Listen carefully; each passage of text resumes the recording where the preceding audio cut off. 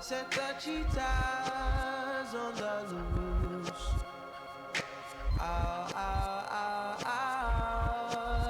There's a thief out on the move.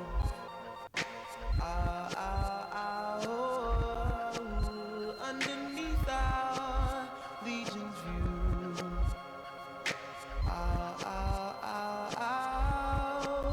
They have taken Cleopatra. Run, Cleopatra, come back for my glory.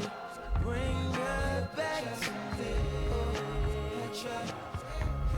Cleopatra, run, Cleopatra, the crown of our pharaoh, the throne of our queens empty.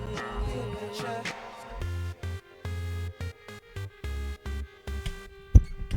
You guys hear me?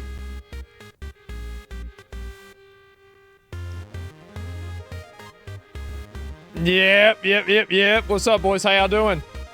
I just got on. I would say I just got up, but I actually have been up for like a while. I just been on my phone fucking around. But yeah, we're back in it, back on it. You seen the Cody Co stuff? I saw some weird shit about him dating a fucking 17-year-old, something like that. I don't remember exactly. But yeah, I saw that. I mean, you know, like I'm not gonna look at that right now. But yeah, I don't even know who the guy is, so I have no idea. You want the video? At some point, probably, maybe. Yeah, I'm not even sure who the guy was. No idea. New angle of Trump shooting surface on TikTok. Oh yeah, I bet people are gonna have like 5 or 6 more angles, man. What if they made a new Trump NFT based off his pose from the shooting? I mean, that'd be probably the first valuable NFT ever, you know? That's what I would say. Would you put up a Pal World server? No, I don't think so. Like, I remember Tectone did one of those, and I was just like, nah, I just not gonna deal with that shit. Like, I played Pal World a lot. Like, I'm pretty much, I just gotta complete some of the raid bosses, and I'm done, man. I'm chilling. So, yeah. Did you see the shit Destiny said about the shooting? Yeah, bro. Like, 50 fucking people have asked me about that. Yeah, I've seen it. So, yeah. And do you know anything about the Adman? Oh, I don't know about that. I haven't seen it yet. 90% sure it was an inside job. I think the probability of it being an inside job has gone up. Not that it's been an inside job, but that there was foul play at state.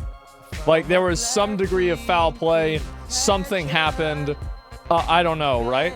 No, I'm not sure. I'm just guessing, right? And I still don't think it happened. I still don't think so, but I think the probability of it went up, right? I don't want y'all to get it twisted and think that I think that it was a fucking conspiracy. I don't think there's enough evidence for that. But more evidence and more, you know, more different pointers in a certain direction have definitely emerged. I'd say that for sure. So, yeah. And the Clintons are getting rusty. They are, man, bro. They miss. Can you believe that? Yeah. Wasn't this Trump handpicked Secret Service? I have no idea. Like, honestly, I really couldn't say. I don't know. What makes you say that? The fact that they're not able to get into the guy's phone and the fact that he didn't have a social media footprint. I just couldn't. I can't believe that. I can't. I can't believe that a person that's been like radicalized enough to go out and kill a presidential candidate wasn't posting it all on social media. I can't believe that. I'm gonna be honest. No. I'm. Now, is it he was on 4? Yeah, you know he was on 4chan. I think I know the board he was on too. But yeah, the 100%. Yeah, 100% Paul. Yeah, that's right. And so he was bullied too, apparently. Yeah, like, and he never had social media. He never had anything like that. Yeah, I really don't know. So it's really hard for me to say, man. You saw the video that was taken of the shooter a good bit before he started firing? I did. I saw that. He had Discord. Oh boy, bro. I wonder if he had any Discord kittens. I guess people are gonna, yeah. Imagine being the FBI having to interview those people, man. Holy fuck. You seen social media from the guy who died? Oh yeah, the Corey guy or whatever. Yeah, I saw that.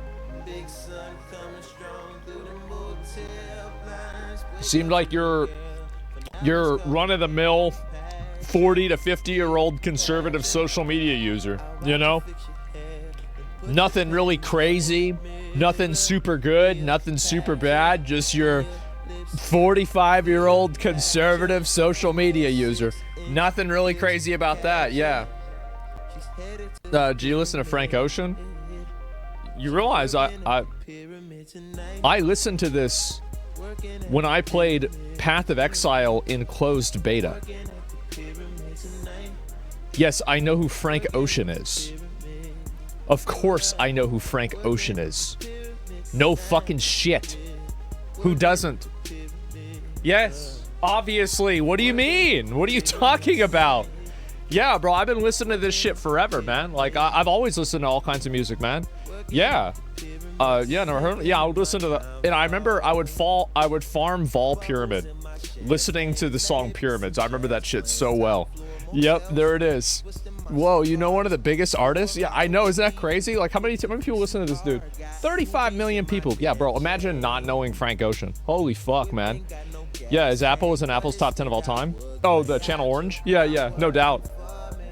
You're just gonna watch Barney 64 at some point, man. That shows him climbing on the roof, and then everybody's saying to look to the police, but the police ignored him. Definitely a setup. It's crazy how you know, now, like, it's like, I wonder what would happen with like JFK now. You know what I mean? Because like now you have like so many different angles and like videos and shit like that. Could they have pulled that shit off? Could that have happened? I mean, I don't know. Because like now I feel like we will probably get a lot of new information about it and see what's really going on, man. Yeah, police are just incompetent. I mean, that's the thing too, right? Is like, yeah, look at Uvalde. I think Uvalde's a really good example where it's like the police are probably like, you know, there's like always the phrase never attribute to malice that can be explained by incompetence or stupidity. And I think this could be a situation like that. It's really kind of hard for me to say. But yeah, I definitely saw a little bit of it. What the fuck? Yeah, there it is. More once human today? We'll see what happens. Yeah, we're going to see what happens. Police is not there to stop crime. They kind of are there. Like, if you have somebody running around with a gun, I think the police should talk to them, you know, at least figure out what's going on, right? So, yeah. What do you think about Destiny's take? You should debate him. I think that Destiny, so like this is, I guess like people have been really going in about this and like talking about this. People always want me to give a take about it. I think that Destiny actually doesn't really care about either of these like positions. I think that the only reason he's saying what he's saying is that he thinks that people are being hypocritical because, you know, like people would celebrate all the time like bad things happening to like leftist, you know, protesters, and now something bad happens to a right-wing protester, and he thinks that it's like what's the word for it? Like unfair. You know, it's like it's not. It's like kind of opportunistic morality. I think that's the reason why Destiny is acting that way. I don't think it has to do with like him actually thinking either position is like the right or the good position to have. I think he's just trying to, because like I'm the kind of person that'll get like it's not logically consistent to Destiny. Yeah, exactly, right. I'm the kind of person that'll get caught up in stuff like that too. And like this one really, like I don't really care a lot about this one, right? But I can see where from his perspective he would say that. But I think that's the reason why he's doing it. I don't think that it's necessarily even that he believes it entirely. It's just that he thinks that it's super logically inconsistent, that people, it's like an opportunistic morality. Like that's why I think he's doing it. I obviously haven't talked to him about it or anything, but like I think to myself, like if I was doing this, what would I be thinking? And that's probably what I would be thinking, you know? Bro, he cares a lot. Yeah, I don't know. I mean, like, I mean, I'm not like, I don't want to go up and like fucking, I don't know, like not defend it, but like, I'm not his lawyer, right? I'm not his interpreter. I'm just, you know, you want my take on it. That's what my opinion is on it, right? I mean, there it is. So yeah, it's really not that complicated. It's because Trump supporters support a man who tried to overthrow the Constitution. Yeah, for sure. But I mean, I think that like, I think it's more that I don't think he's pushing it that much for that reason. I think it's because he thinks there's a double standard. But that's just, again, that's me guessing, you know? Denims is talking serious shit about you on her channel. Well, that's up to her, right? I mean, she can say whatever she wants to say. If she doesn't like what I'm saying or what I'm doing, then that's totally up to her. It really doesn't matter to me if people have, like, dumb stuff to say. Obviously, like, you know, there is a point where it, like, kind of crosses over into the threshold of, like, harassment. But overall, I mean, I'm out there and, you know, like, obviously my videos are really popular. People watch my stream and people are going to talk about me, right? I mean, like, that's just the way it is. So, I mean, I'm not going to get that upset or, like, mad about it. I mean, just don't make death threats and I'm fine, right? Don't fucking, you know, make it in real life. You want to criticize what I'm saying online, go ahead, right? Just don't take it too far. I think also a lot of the people that are, like, if somebody's criticizing me, like, that's fine. But a lot of times, like, the criticism is really just about, like, the kind of person I am rather than what I'm saying, which is, like, kind of a bullshit argument, you know?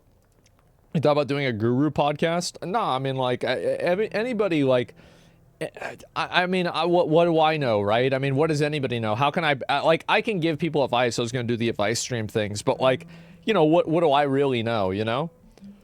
What is the subreddit banner anime? It's because of the, what was that? Oh, the one top streamer, or next top streamer. Yeah, there it is. You should stream Brighter Shores on release day? I might. I mean, I'm kind of thinking about it. We'll see what happens. So yeah, what's going on? Your opinion doesn't count because your room is messy? Yeah, on Twitter, I've read that a number of times. But yeah, no, I mean, like, whenever I see people that are, like, saying bad stuff about me, usually the kind of stuff that they say is, like, it's like, it's like what a high schooler would say, or like a middle schooler or something like that. Like, you know, they're not really thinking about it at all. It's like kind of like, you know, they can imagine saying this and like then have everybody clap, or like, you know, like level 1 insults. It's just like personal stuff or something like that, where it's like a weird insinuation or like just bullshit. And so, yeah, I don't really take it very seriously. It's like if I have a dog barking at me, am I really going to act like I'm the one who's in the wrong? You know, that's the way I see it, man.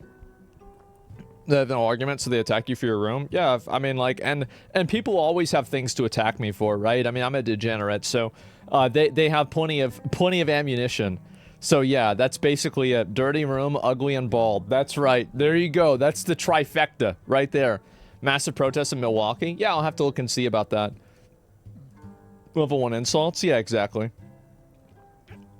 A man like that has no business with an opinion. Yeah, exactly. Some of the smartest people I know are dirty as fuck. I don't really think that there's like a huge correlation one way or another. I think that people just, whenever you see somebody insult a person, like rather instead of like try to attack what they're saying, the reason why usually is because they can't attack what that person is saying, and so instead they decide to go and attack the person instead. That's what I think usually happens, right? More than anything. So yeah. Criticism is one thing, insulting is another. Yeah, no doubt. And dirty equals genius god.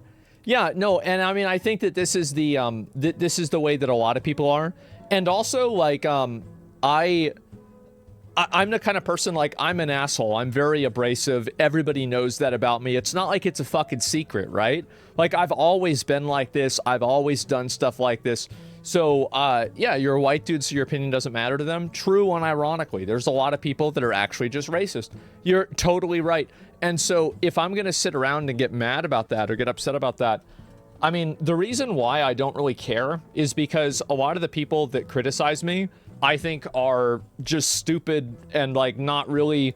This is going to sound like kind of bad, but I don't even really view them as people. They're like animals, basically. Like, they can't think properly. They're emotional. It's just like, you're not even like a real person. It's just a fucking animal. And so, again, I treat it like, if I have a dog barking at me, do I think that I'm making a mistake? No, I don't. And so I treat most people the same way, especially the ones that get mad about me on the internet.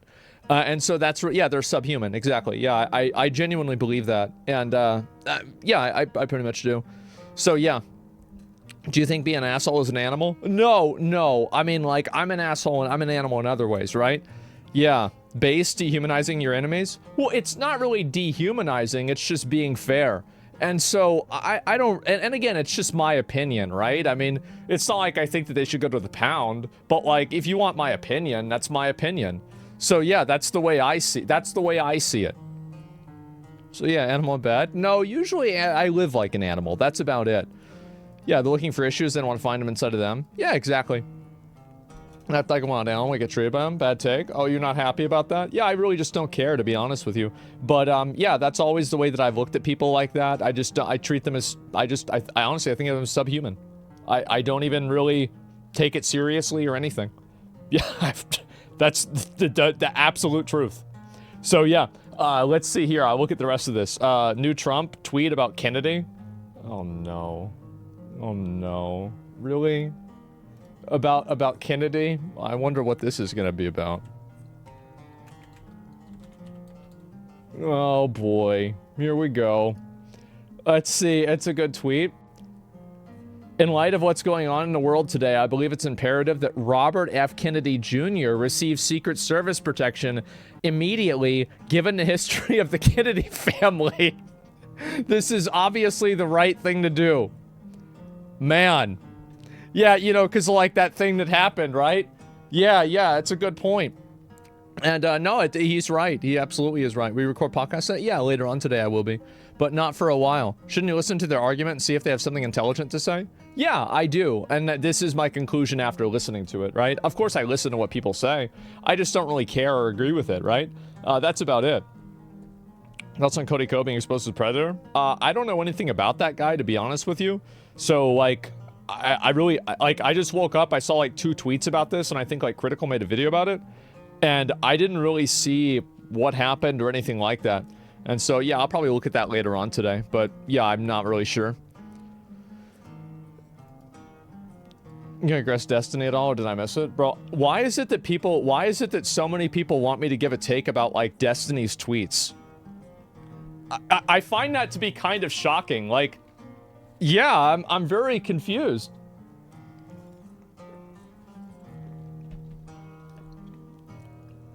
It's gonna go off the rails? Really? I mean, maybe I'm like a crazy person, but like, I don't really see it's a big deal. Destiny's just made some tweets on Twitter. He's kind of being an asshole. Like, I don't know. I mean, for whatever reason, like, it really just doesn't bother me. Like, I'm not like, I don't have a strong opinion about this. Sorry. I don't. I really just don't have a strong opinion about it. You want drama? Yeah, you have to have an opinion? Yeah. With a lot of things I do. With this, I just really don't give a shit that much, man. Sorry, I don't give a shit. So let's see here. He's promoting violence? Well, then report him. Right? If you think he's promoting violence, then report him. Like, it's against the rules. If you think that's what's happening, then report him. They did, yeah. Well, then Twitter or Twitch, or not Twitch, YouTube will figure it out. Like, this isn't my fucking problem. Yeah. Let's see here. Lord have mercy. Homie's locked in. Oh my god.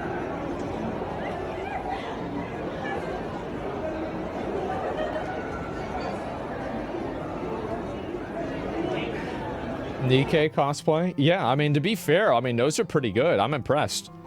Yeah, that's pretty good. He's doing it on purpose. Probably doing it on purpose, but definitely funny. Everything I'm forced to learn about this game is worse than the last thing. This game is gonna flop so hard. Dragon Age the Veilguard skips fan favorite Blood Mage class specialization because its nasty parts aren't where BioWare want the hero to walk. Blood magic is a little too evil this time around. Well,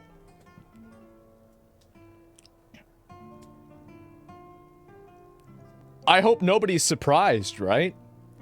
We all knew this game. Do you remember what I was saying before about how games that do like, you know, weird gender swaps or race swaps, it's not really the problem, but it is like a mining canary for what the real problem is. And this is what the real problem is that the actual gameplay is going to be changed in order to make it congruent with the real world viewpoints of the people that are making the game. So that's really what happened. Best mage subclass gone. That's super misleading title. Blood magic is literally evil and the story's all about the hero fighting against it. It doesn't make sense to also use it while going against it, in my opinion. No, you can make that make sense. Of course you can. Because, like, for example, like, you have Death Knights in WoW, right? And, like, you just make it make sense. You have Warlocks. Warlocks are basically evil, but, you know, they're, like, aligned with good in some cases. It's an RPG, too. Like, and also, like, Undead Paladins. Yeah, I mean, there's a lot of examples in, like, fantasy where this is the case. So I don't really think that makes sense. I think the reason why they're probably doing it is because I think this will be the first discovery of many that this game will be designed in a way to reinforce the worldview of the developers that make it, more so than to create a product that is an art piece. That's what I think. This will be the first Domino, and Mini. And by the time this game comes out, it will be so neutered, so censored, so vanilla, so boring that I don't think I will even play it for more than one day. I hope I'm wrong. But everything that I've heard about this, yeah, let it lose millions, let it lost. Yeah, fuck them, right? It's like painting without red. Well, it's like painting without a paintbrush, right? I personally don't think the blood magic subclass always fits. It's pretty much always dark magic, and it causes demon invasions if you get an oopsie. Yeah, but I mean, like, you can always make sense out of it. And also, like, so the problem that I have with this is that, so here's kind of what my issue is and what the issue that I think a lot of other people have, but I can't speak for them, just really speaking for myself. So basically, like, this is the spectrum of, like, good and evil, right? And so you have, like, let me just go ahead and do this. And this is going to be just like a rough, just like a rough assumption, right? And so you have, like, obviously bad, neutral, and good, right? What I really don't like about a lot of games is that you usually can't play this part. And in some cases, you can't play this part. And I think the reason why is because they don't want to have it to where the player can, like, live out certain fantasies in the game because it makes the developers uncomfortable. And I think that Baldur's Gate 3, right? And I think that really, when you know that there are certain things that they don't want to do because they think it's nasty or evil or bad, what it does is it gives you a smaller perspective of how open the RPG can be. So, like, here's a good example. When you play a video game, some of the first things that a lot of people do is they try to jump, they try to shoot the wall if it's an FPS game to see what happens if you shoot the wall. They try to see if they can take fall damage. They try to, like, interact with the environment. And every single one of those things that doesn't behave in the way that it does in real life takes the immersion down one step. And I think what happens is that with this definitely means that your immersion could have been up here, but now at best it's going to be up here. Does that make sense? And so whenever I see that, I assume that this will be the first of many. Yeah, I try to seduce the NPCs as soon as possible. Yeah, exactly. There was no blood magic, Dragon Age Inquisition. Yeah, the problem isn't, so you're misunderstanding, okay? Let me go back and make sure that I explain this in the right way. It's not about the blood magic. It's about why the blood magic. It has nothing to do, like, if you want to say we don't have this in the game now, and it's like, that's it, too bad, right? That's not the purpose. The real problem is the reason why it's being done. Does that make sense, right? It's it's not the lore behind it. It's the fact that it's being done because it makes the developers uncomfortable or something like that, right? I think that it's not necessarily the removal or the inclusion of anything, but more so the reason why it happens, because if you understand the reason why it happens, you can understand what's going to happen into the future.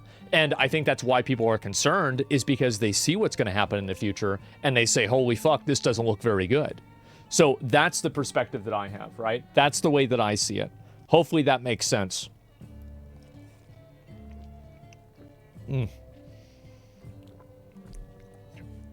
Yeah, so it's not about the thing itself, it's about what the thing represents. So yeah, she's gonna lose her hair. I wanna, oh my god. I wanna be Cassie Mangold? Oh god. No, that's the worst thing. You don't wanna be that! You don't wanna do that! Oh man. Yeah, don't do it. Quit while you're ahead. Oh my god. Yeah, oh man. Goodbye hair. I don't think she's gonna do that. But yeah, as someone who uses blood magic and dark Dragon Age Origins, I'm not worried about this. I worry about the lore and plot. Yeah, but like, so do you see my logic in, like, if they're unwilling to do this because they only want the hero to be universally good, that means that they probably also will take other liberties with the lore and the plot to water them down to make it to where it doesn't make them uncomfortable, right? You see kind of what I'm saying, right? It's that this is a mining canary. It's not about this being an issue in itself. It's not. It's about the reason why it's happening being an issue and what it means for the rest of the game. So I've explained it 7 different ways. If people still don't understand, it's because they don't want to. That's pretty much it. Is this, I already seen this, right? I've already fucking seen this? Your glasses. I've already seen this. So let's see here. Would you fly one? What's this?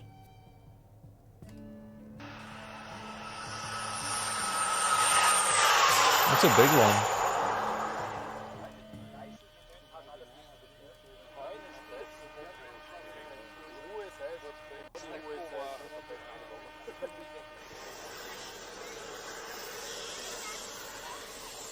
This reminds me of like that one time, you know?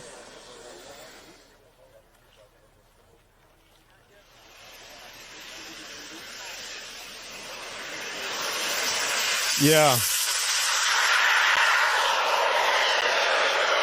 Man.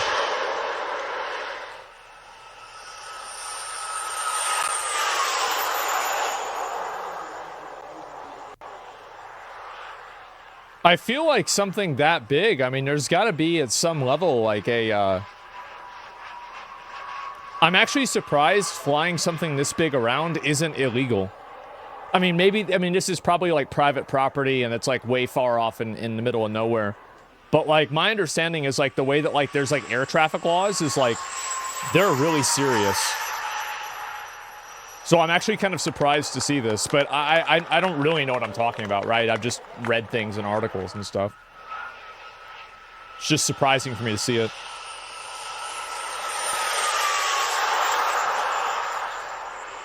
Man. The engine sounds so good. Yeah, that's incredible. Holy fuck. It's probably airspace doesn't have any control with ATC. No, I've got no doubt that there's a... God damn. I think that's probably one of the most impressive things, man. If you can land this thing, the suspension on this, like in order to actually land a plane like that, that's incredible. Holy fuck. Like as somebody who's tried to fly a plane in Rust, being able to actually land properly without exploding the plane and killing yourself, that's always really impressive for me to see. It is. Good engineers? Yeah, that's amazing, man. Especially in the field. Yeah, right? With uneven ground and everything. That's the thing. Holy fuck. You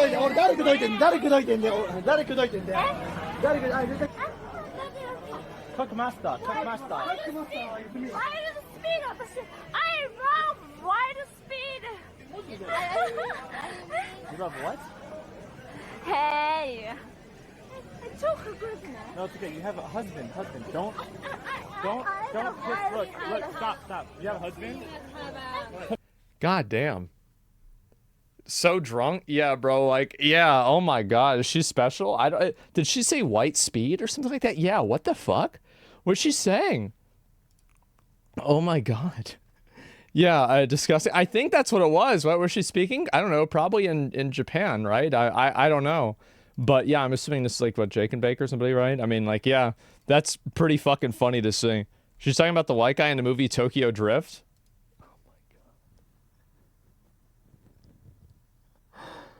Right, of course. Yeah, that makes sense. Uh-huh. Okay, no way. Yeah, wow. No One Out Pizza's The Hunt. What is this?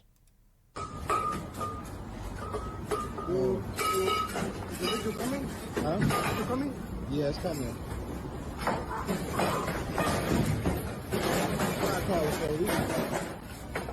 You gotta call the police.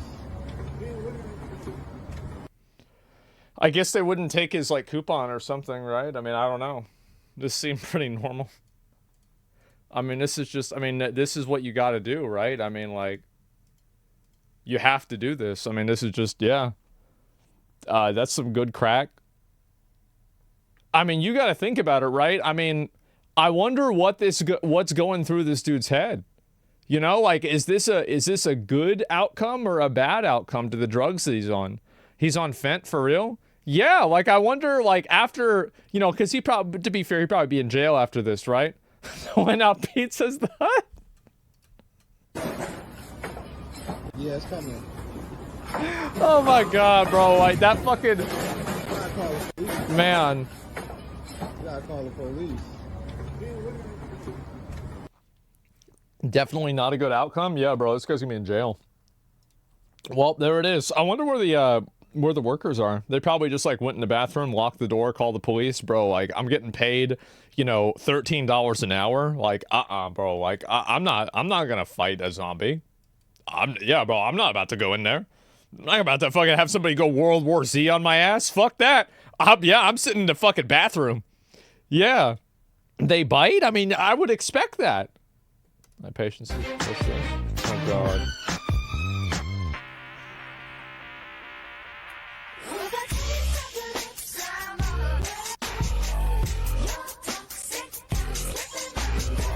What the fuck?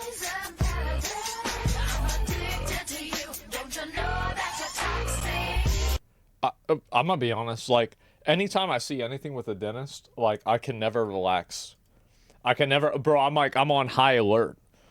You know, like, anytime I see that, I'm just fucking stressed out. You know, the moment I see that shit, I hate dentists. I do too. I really do. Like, I've never had a time that I went to the dentist and it was a good time. Like, now, to be fair, obviously it was good that I went and it was good that I had it done. But in terms of the actual experience, I've had a bad time every time. I fucking hate the dentist. I do. That's the one thing that I just, like, there's a lot of things I can deal with, but that's one of the things that I have a really hard time dealing with it. They made your career, needed the teeth fixed. Yeah, no, I did. I got a lot of my teeth fixed and shit like that. I did. That's why, and that's the reason why I hate going there, is because I've had to have so much work done on my teeth because, you know, I drink soda all the time, grew up not brushing my teeth, you know, shit like that. And so, you know, that has an effect. Yeah. They have to get so fucking close to you to work. It's uncomfy.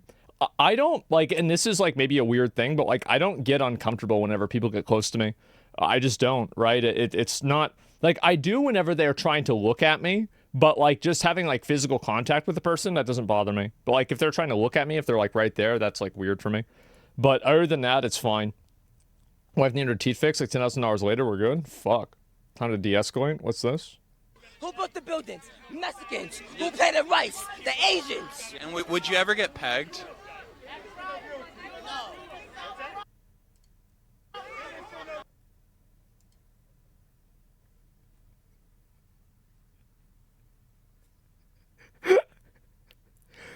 Oh my god. Is that a no? I mean,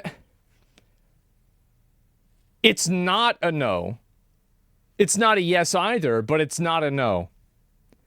Yeah, he's thinking, yeah, bro, like, that shit was fucking funny. Oh my god. Yeah, it just, like, totally, it like, totally took him off the script.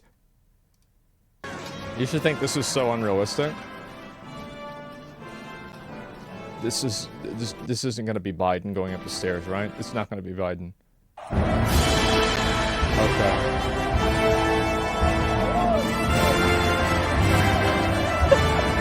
What is this? What happened? Just two guys? Oh my god.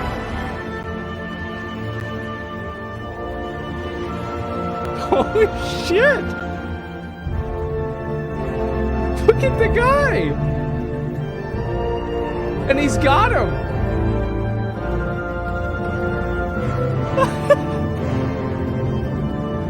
That is insane! Look at this!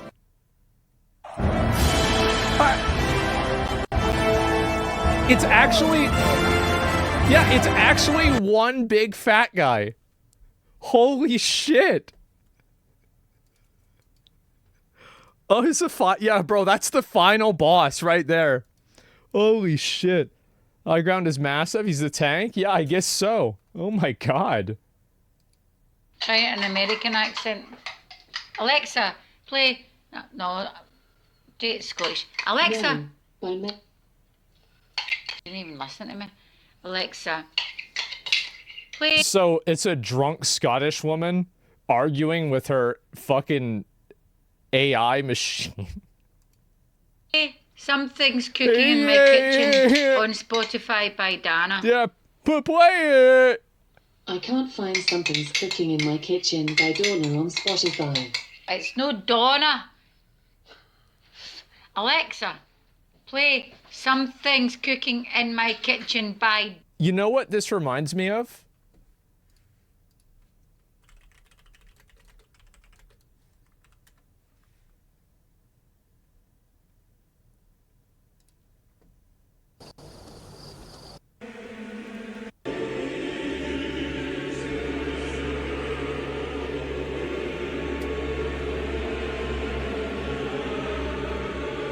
Dana on my Spotify. I can't find Something's Cooking in My Kitchen by Donna on Spotify. It's no Donna. Cow. Alexa. Cow. Play. Which device or contact do you want to call? Alexa, stop being a cow. Sorry, I'm not sure. Man. Sure. Alexa, I'm gonna be nice. Alexa, Ain't this something? please play Something's Cooking in My Kitchen by Dana. I can't find Something's Cooking in My Kitchen by Donna in your music library. Uh-oh. Well, look it up, you cow. Alexa, stop being an arse. Sorry, I don't know that. No, you don't know that. Jesus.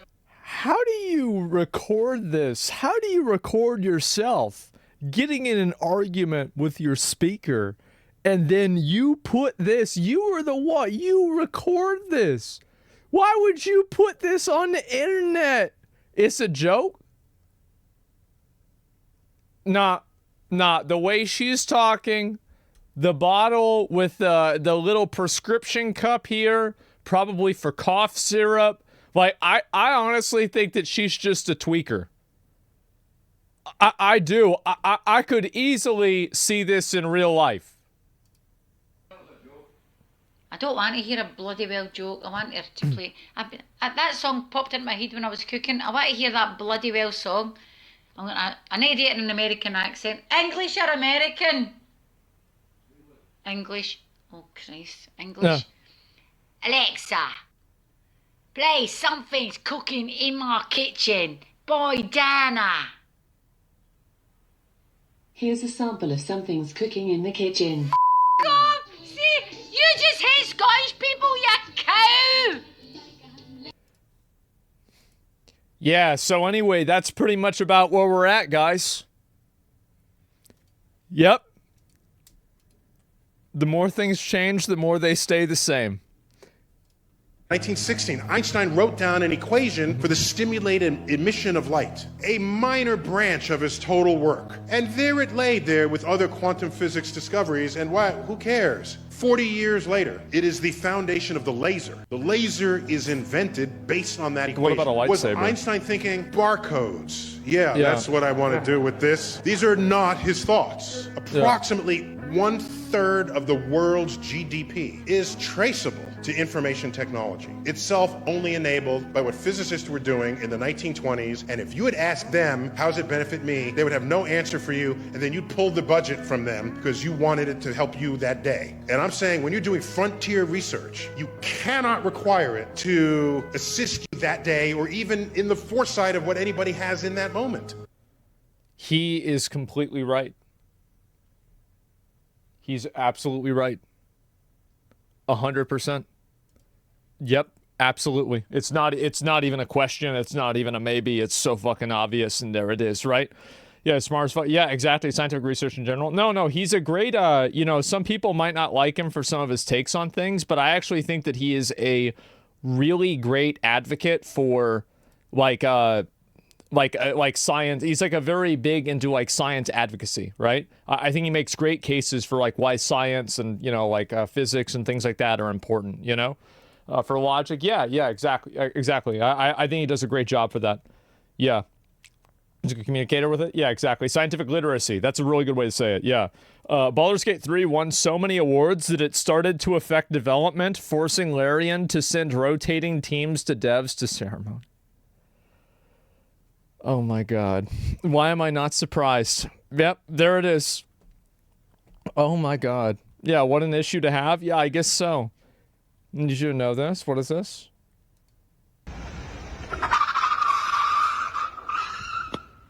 If you're serious about change, just know you're gonna go through some uncomfortable situations. Stop trying to dodge the process, because in the long run, it's gonna make you better. And don't forget that shit, you heard? The fact that he closed it by shaking his head.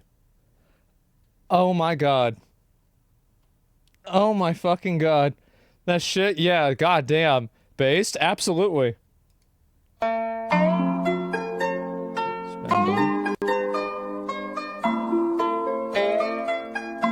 Damn.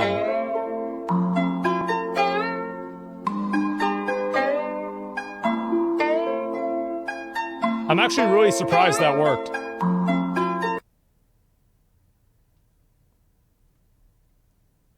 Yeah, straight up. Like, I'm... Holy. God damn. That, yeah, I'm gonna be real. That shit's impressive. Like, but I would fall the fuck off there. Yeah, that's an insane balance. Yeah, that's impressive. Holy fuck, that's impressive. Asbon, when there's a new driver update. Sir? Sir, are you listening to me, sir? Sir, I'm talking to you. Sir. Sir. And you know what the best part is? Eventually she left and Ron got back to doing his job. And it was like she was never there in the first place. And her concern was never actually a problem. Just like updating the drivers is never actually a problem either. It's that simple. So yeah, you never restart your PC. Never turn it off. Never let it do anything. Author of Yasuke, what's this here? Okay, I'll watch this. Why not? I've been seeing some stuff about this. So what, I don't know.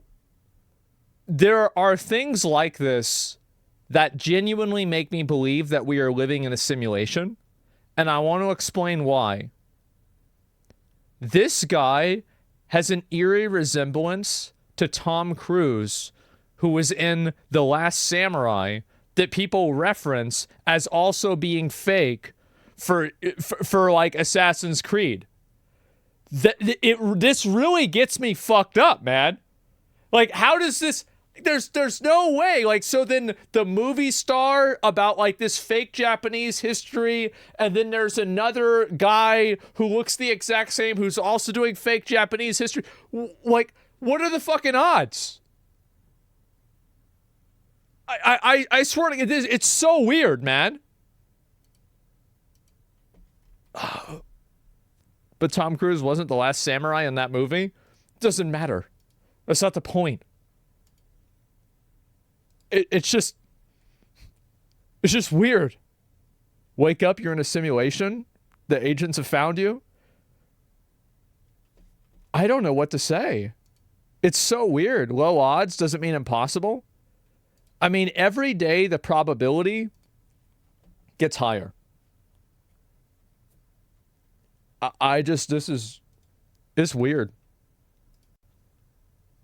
Alright guys, I know we kind of already talked this to death last night on my kind of emergency last minute live stream we did, but there is a very unique bond I think that the US and Japan now has, especially after the events this weekend, given the fact that 2 years ago Japan lost their former prime minister, longest prime minister they ever had, Shinzo Abe, to a lone lunatic who just decided to take him out. And we were really close to that this weekend as well. Yeah. You don't have to like Trump to... Wrong screen? What do you mean wrong screen? I'm so wrong screen? What are people saying screen for?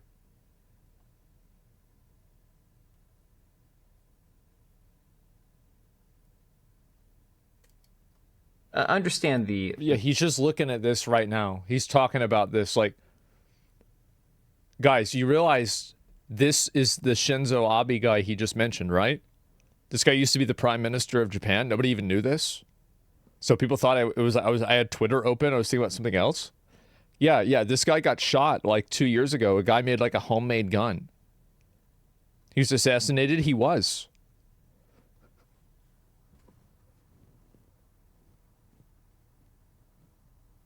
I feel like people should kind of know that, right? I mean, people should kind of know that. I mean, at least a little bit, right?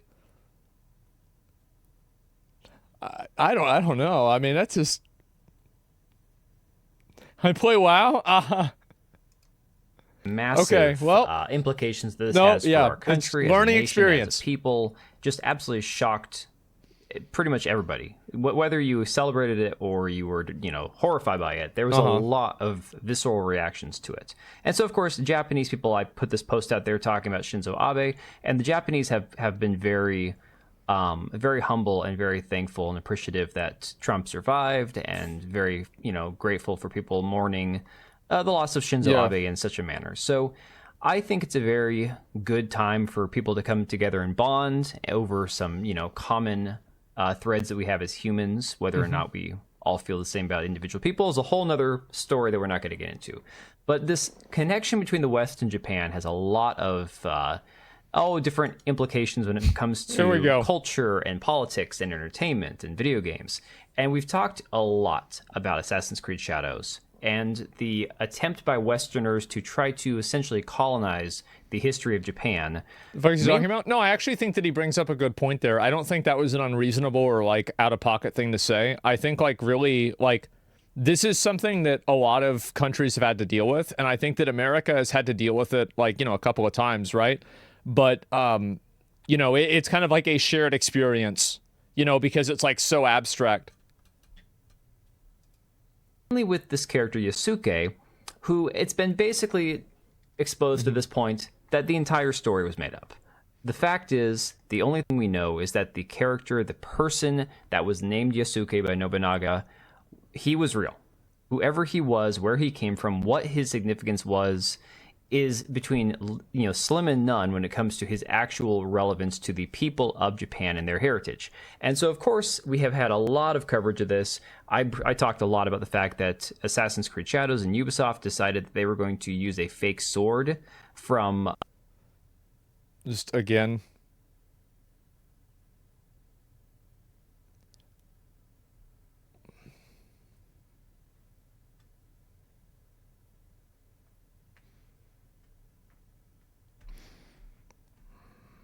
How much do you think he bets that he locks... How much do you guys want to bet that he locks his doors whenever he goes down places and he's driving around and there's a lot of minorities around? What do you want to bet? I'm thinking like minimum 95%, right? 100%? Yeah. Sorry, I was just deciding whether it's... I should say that, but the answer almost every time is yes. From One Piece to try to pass off as... the actual weapon of Yusuke for an expo they were doing in Paris. And then, of course, you have here where an actual Japanese politician, Satoshi Hamada, came out saying, we need to bring this before the Japanese Diet. We need to figure out what is going on, why this is being, passed off as some sort of historically based character, why they're representing Japanese people in such a negative light. Do people really want to know why? Is there really an investigation into this?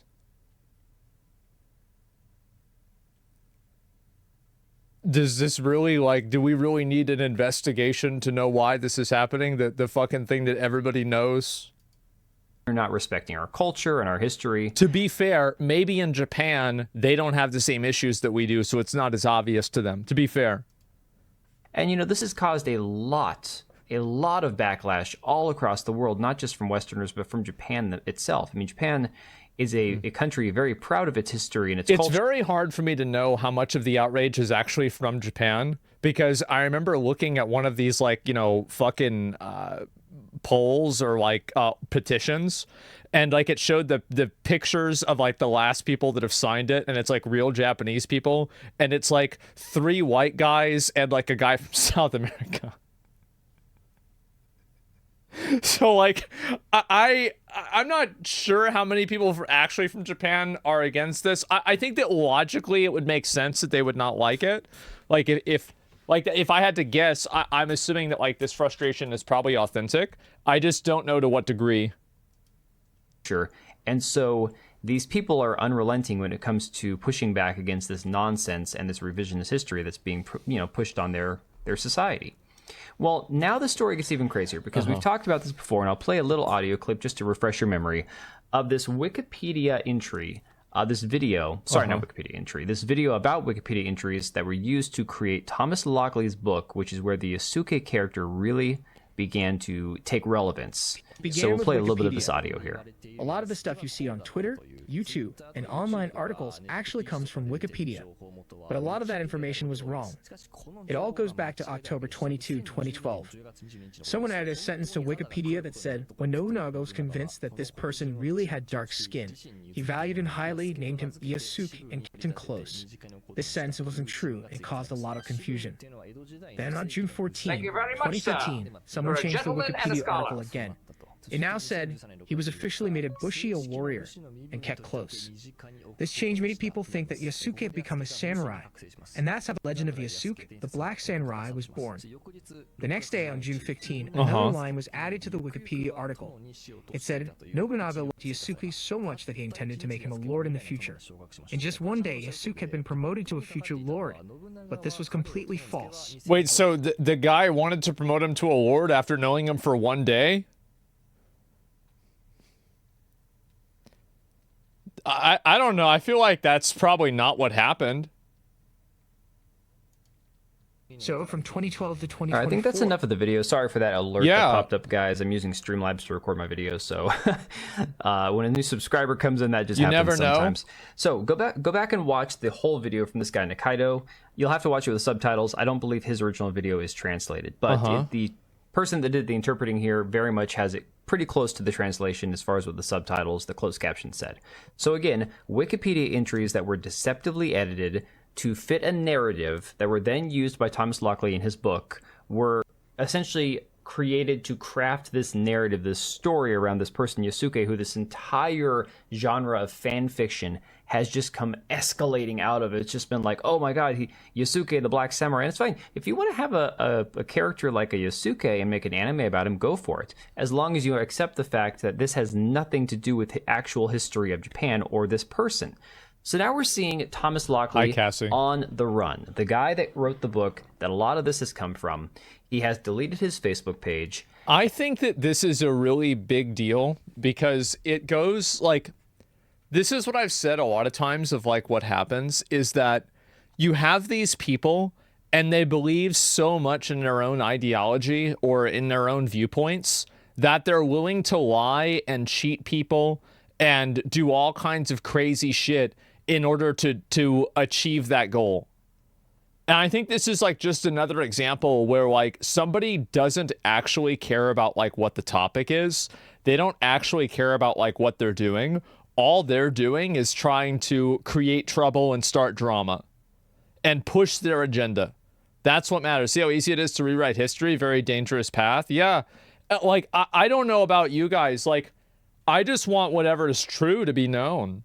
Like whether the guy was a samurai, a lord, a fucking cupbearer, a slave, a retainer. I don't really care. Like I don't have like any like who would be invested in this? Who cares?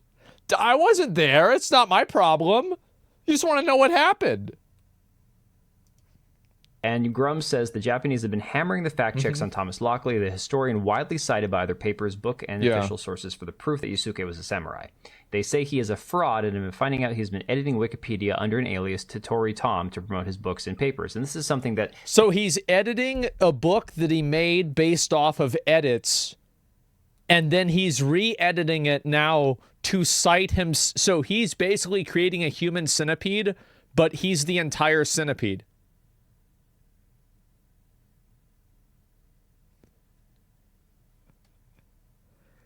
Oh my god. It's so ridiculous.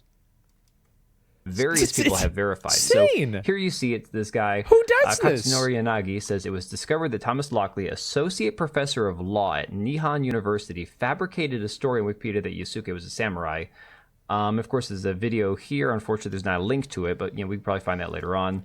And then you can see this one here, content not available. Tom Totori related. This is on the Assassin's Creed Shadowed Notes. I believe it's got to be from Wikipedia. So it says July. Dude, read this. So this is the fake person that the guy created to promote himself. Oh my god. This is so shameless. It's amazing. July 6th, 2012, Oh my God. editing of Yosuke by the account Totori Look Tom at begins. this. Yosuke was not edited until September 11th, 2015. September 12th, 2015, the reference Yeah. was changed to a paper by Thomas Lockley published in 2016. This was Oh revised my- many times on this day. Main revisions, revision 1 comparison, 2 comparison, 3 comparison. February 2016, Thomas Lockley has published a paper on Yosuke, who served Oda Nobunaga.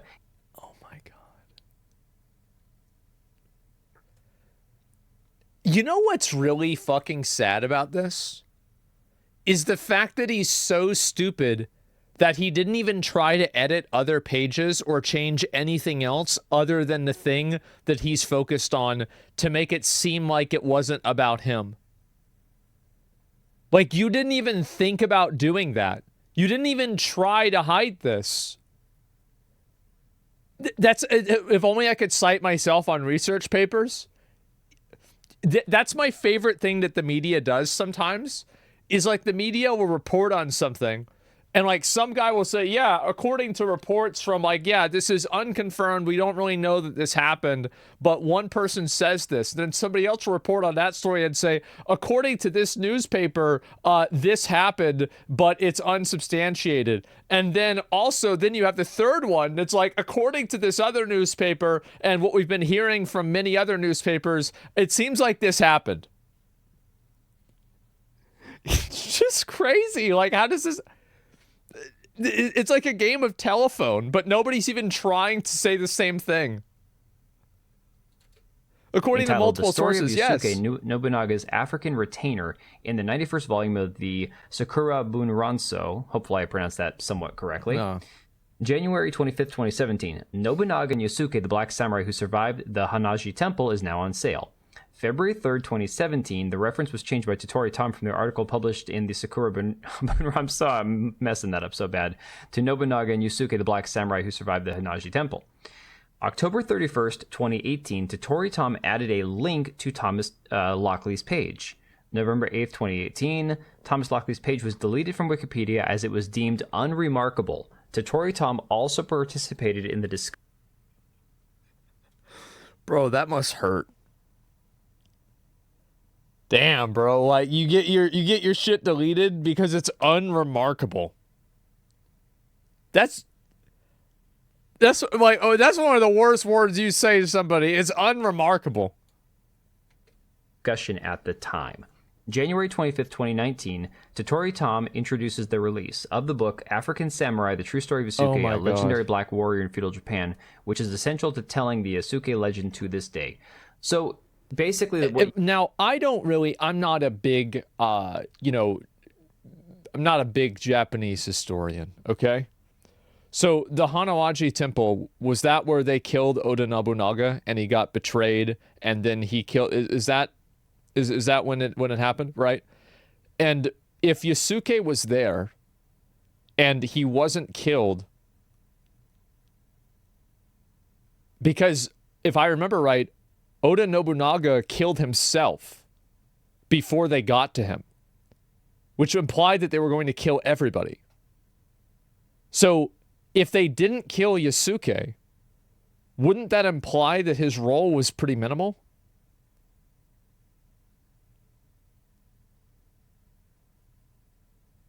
Like, I don't know. I'm not sure. I'm just thinking. Logic would say that, yes, and that's just what makes sense. They didn't give him an honorable death? Well, they didn't kill him either way, right? He didn't kill him himself? Yeah, and he didn't kill himself for failing to guard his lord. Yeah, exactly. Like,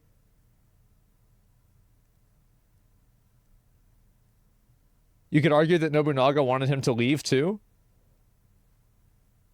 Oh, so you think maybe he actually got away?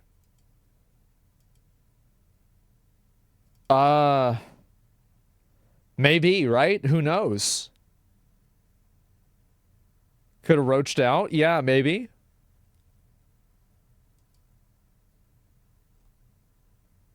I don't know. Not necessarily. He could have escaped. He could have given up or defected. I feel like if he had given up or defected, they probably would have killed him. Like, I don't know that, but like, that's what I would assume. Maybe not. Who knows? Defected to where? I think the guy's name started with a T, or I'm thinking Toyota. It's not Toyota, but it's something that sounds kind of like that. So yeah, I don't remember exactly. But it doesn't. Toyota tell me? Yeah. Well, hey, I was close. Hey. You know. So I was like, I got half of the letters. To this day. So basically what you have here is you have Thomas Lockley, who was using his influence, his ability to edit things on Wikipedia to try to promote the sale of his book, which he created a false narrative with off of, again, heavily edited Wikipedia entries. And this has been sold as essentially the unknown history, or basically filling in the blanks of this Yusuke character for a decade now, it seems like, almost. Grum says historian Thomas Lockley, that was cited by so many official sources on Yusuke, makes a wild claim that blames the Japanese. But like, just real quick, I want to finish up what I was just saying. Like, actually, I'm just thinking about this. Like, do y'all see what I'm saying though, right? About how like the fact that he got out of that situation is like kind of a pretty. It definitely diminishes the credibility that he played a large role in like Nobunaga's force or had a notable position. Like that, it definitely, like, it's based on assumptions. Of course it is, right? But like I'm saying, based off of those assumptions, that's what my conclusion is. Yeah, I don't know. I didn't even know that happened. For slavery in his book, and the Japanese are furious. Yeah. Not even kidding. So you get into this here. The translation here from this account here on Twitter says, in Thomas Lockley's book, the Jesuits did not enslave black people. After Nobunaga appointed the black man Yusuke, enslaving black people became popular in Japan. Read that back a second, guys.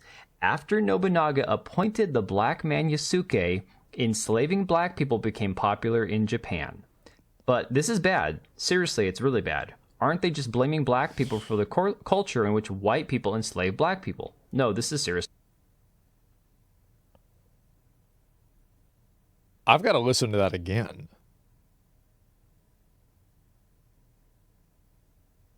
This is bad. It's really bad. Aren't they just blaming Japan? No, I don't think so. I think that this doesn't even make sense. It's not like the Americans came, or like Europeans came down to Africa with like lassos and caught people for slaves. They were being sold. So it would naturally make sense that if you were selling slaves, you would sell them to Japan as well. Yeah, they were being sold.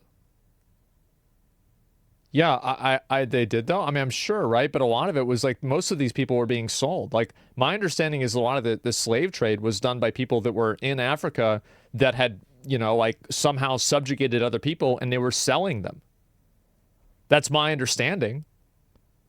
So like, I don't even think that this doesn't have anything to do with white people. It makes sense. Like if they're selling slaves, if you're looking to buy slaves, it would be normal that you'd probably go to the same place. I don't know. Am I crazy? Say crazy. What's worse is that things are written in the English version that aren't written in the Japanese version. Mm-hmm. This is pretty bad, isn't it? In the comment section of the video about the Assassin's Creed Shadows controversy, there were several people overseas who said that the Japanese people have been the most racist towards black people in history, and I suspect that this book is the cause of it. So the Japanese are starting to wake up to the way that they are perceived by a lot of the Western world, at least in the stereotypical sense where, again, unfortunately, we've seen examples where like Disney tried to edit out people that were darker skinned in movie posters when they released a movie in China. I don't know about this being a thing in Japan. To be fair, I mean, like, I think that it's very well known that in many Asian countries, people are prejudiced and racist. Absolutely. I mean, it's pretty much a, what's the word for it? It's like a monoculture. Like, yeah, it's a homogenous culture. Like, that's just, that's just how it is. Xenophobic? Yeah, maybe, right? Reckon it could be, But the reality is, I do not believe that this is a necessarily entirely societally based. Well, you have to keep in mind the reason why they do edits. I think in China, a lot of it I think has to do with like pressure from the government too. It's not like all of this just comes from the people. Now, obviously, the people represent the government to an extent, but China having that type of censorship is I think an outcome of the CCP primarily. I don't know this. I'm not sure, right? But that's my understanding. Prejudice that Japanese people alone share. Yeah. So the idea that you're trying to pass off black people as adopting slavery after Yasuke got there, I mean, this is incredibly heinous shit. Like, if there's any validity to this, I'm shocked at how this guy actually was able to influence so much of the culture and the narrative around the Sisuke character up to this point and get... Because people wanted to believe that it was real. And questioning it would get you labeled as a racist, so people didn't want to question it. It actually makes perfect sense why it would happen. Away with it, just so he could sell more copies of his book. But anyways, guys, I'm going to leave right there. A lot to unpack in this one. Let me know what you think about all this. I'll be live streaming tonight. Hope to see you guys there, and I will talk to you later. Jesus Christ, I had no idea about this. All right, and if you made it this far, thank you so much for watching the video. Thank you for being here. I do have two channels, Minimal Effort Podcast. I think this is so fucking funny. I do have a Twitch and Kick gaming channel. We do live streams over there occasionally, maybe once a week. And then if you are in the market for a new PC, make sure to check out Meta PCs. Click the link I have down below. Use code TBO at checkout for a special discount. Thanks again for watching, and I'll see you next time. This is crazy. So the guy writes a book, makes a second Wikipedia account, and then bases the book off of statements that he made anonymously, I think, and then uses a second account to exclusively, for 7 years, promote himself in conversations about this and reference his book as the definitive reason, or the definitive proof of this thing being true. All at the same time being a white guy that doesn't even come from Japan.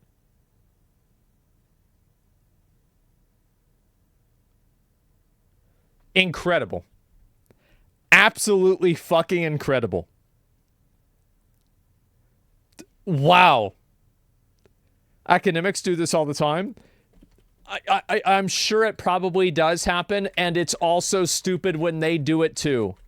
You know, I bet it's always, it's dedication. Hustlers gotta hustle. It's just, and then getting, dude, imagine what it would have been like for him when he found out that his Wikipedia, he wasn't notable enough for a Wikipedia page, bro. Like, this dude must have lost his fucking mind. Oh my God. And then also he deleted all of his social media profiles. Like, I think that a lot of times whenever somebody deletes all of their social media profiles, there is a very good reason for that. Yeah. I bet he told himself that he was fixing racism in Japan, so it was good. Yeah, usually people do bad things for reasons why they think that they're the good person, right? I mean, absolutely. That's always how it is. Academics at least don't hide it, though. Their name's clearly written in the papers. Yeah, exactly. The second account's pertaining to be Japanese. Holy fuck, man. I agree with the criticism of the person, the author. I believe the game itself does not make any historical claim that it was a black man in Japan. I understand that people are, well... And here's really the issue, right? Is that, as I said before, like, we've talked about this like 10 times, right? I don't want to go back and like recover the same shit I've said 100 times. But basically, people are not mad at the fact that like this happened. They're mad about why it happened and the reasoning behind it. Yeah, link you guys' video. This is a good video. Give it a like. I didn't really know like exactly how all this fit together. Asians aren't so much racist as they are a society that marks how dark a person is by their class, so to speak, so that makes class prejudice. I don't know. I don't live there. Like, it's not my problem. It's not my issue. The only point that I'm making is that, like, I think a lot of times, like, if you're Japanese and you see a Western studio making a game about one black guy that has a very questionable history in your history, and he's going around killing all of the people that look like you, I could see where Japanese people could get offended. I could. And I'm not saying that, like, Ubisoft shouldn't be allowed to make the game. I'm not saying any of that. But I'm just saying that, like, if I look at it from their perspective, I can see where they're coming from. Okay? I think that's pretty reasonable. You don't even have to agree with them. But you can see why they think that. Yes. This is so incredibly stupid. Who cares? They do. That's why they're pushing it. What do you mean, who cares? You know who cares. They're the ones that are making the game. They invested $100 million into it. What do you mean, who cares? Yeah, it's common sense. Who cares? It's the best-selling game for pre-orders in Japan. Yeah, I mean, I guess a lot of people, and that's the other thing, right? Is like a lot of the people that are talking about, like, oh, this is what Japan like likes or doesn't like. You know, why are so many people buying it over there? Yeah, I don't know. But that's generally the way I see it. What is this here? 3 rules: no wishing for death, no falling in love, no bringing back dead people. I want Reese's peanut butter cups to moan when I take their little... Okay. Seth Rollins, I'm coming for you, boy. And I'm coming hard. I don't care. You come in my face. Because I'm gonna stretch his ass like it's never been stretched before. When you're gonna bust a nut. I love how, like, at the beginning it was like, oh yeah, you're just talking about this, and then it's just gotten progressively more and more gay. When I get my hands on you, I'm gonna eat your ass. And Sting! Oh, he's coming! Now, Tully Blanchard, I want you. It's sexual, baby. I want you. And I'm Oh gonna my get you. God. I'm gonna have you. I'm gonna get to touch your body. My kids turn me on. I'm gonna get off by cranking your knob. If you actually think that I was just the right gay, my nuts. I love cocks. Boobies. Dicks. This is the best commercial for wrestling I've ever seen. I've never wanted to watch wrestling more than after watching this. This is fucking hilarious. It's so stupid. Oh my god.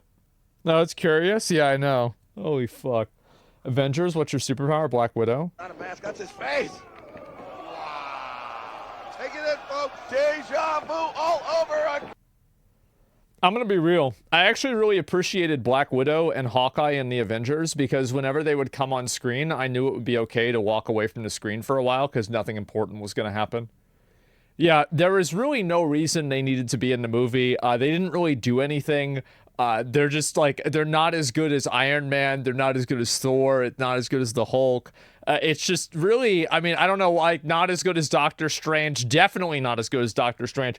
Yeah, what are we really talking about here? Hawkeye? Who gives a fuck about Hawkeye? Yeah, Black Widow's hot? Yeah, that's why she was, like, kind of okay, right? But, man. This is what really happened.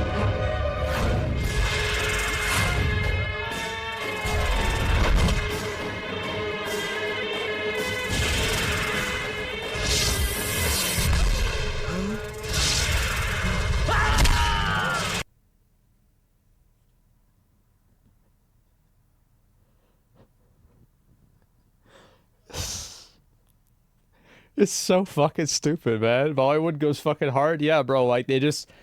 There's nothing that's, like... There's nothing that's too far.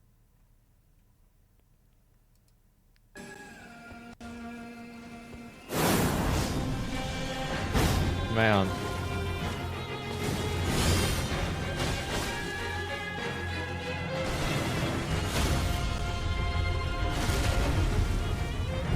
I actually think this is one of the best bosses in the DLC. And, like, even really in the base game. This is one of the best bosses they made. This is nuts? Yeah.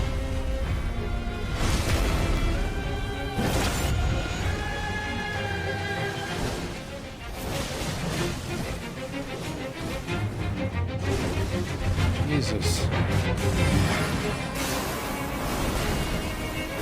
It's kind of funny for me to see this game and then to go back and play other games.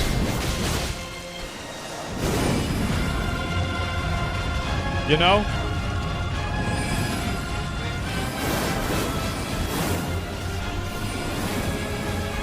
True? Yeah.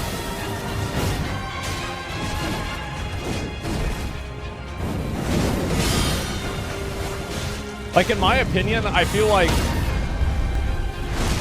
this game is so much better in terms of, like combat than, like, basically anything else that... It's like the other games aren't even there.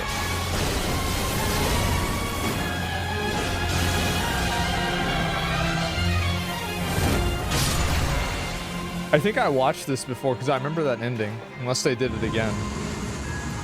Jesus Christ. The dick stab? Yeah, I know. That's so fucking cool. It is so good. How is that game so fucking good? Granblue Combat's flashy though? Granblue is good. It's not like Elden Ring, man. Yeah, Japanese manga be absolutely wild sometimes. The clone of Hitler? Oh shit! He's back again!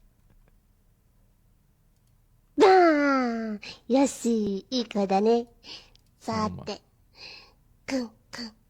not a real one.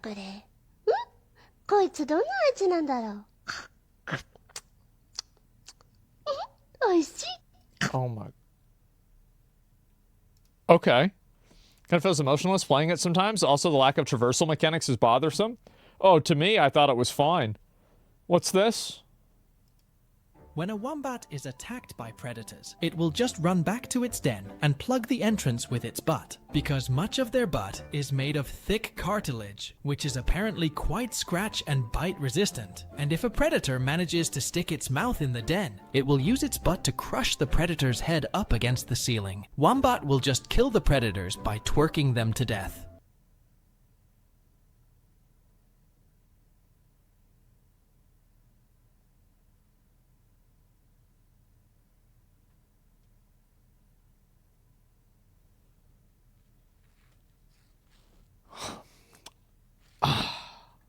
Okay. Holy shit. I don't even know what to say. The fuck? Oh my god.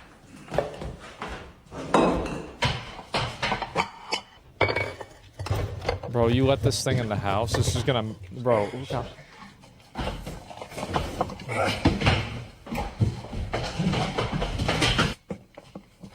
Bruce.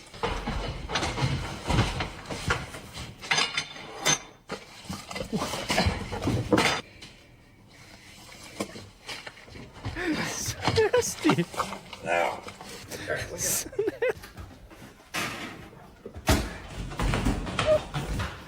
My God. Just. He's just going in on it. That's a big dog. Ugh.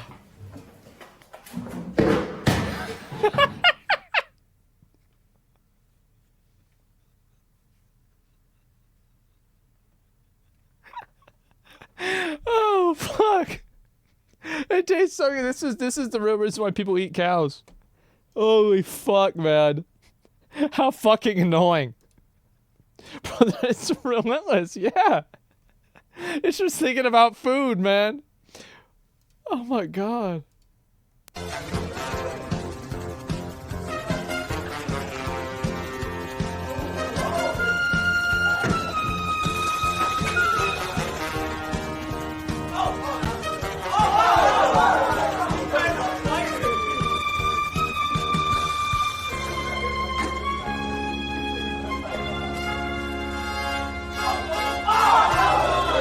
That was pretty cool. That, I mean, to be fair, that was cool.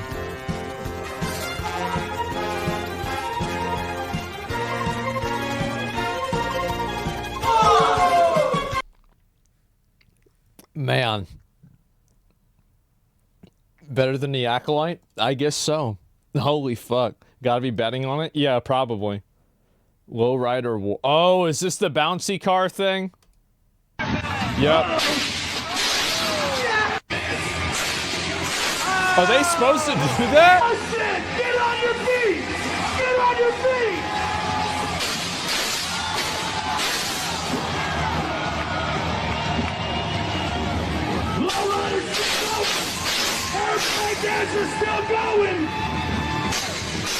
Choker's taking it around the Man. world.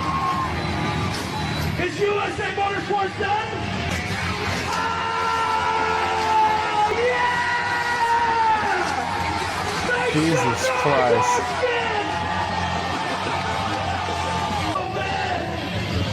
This has got to be in Houston, right? It's like Houston or Dallas.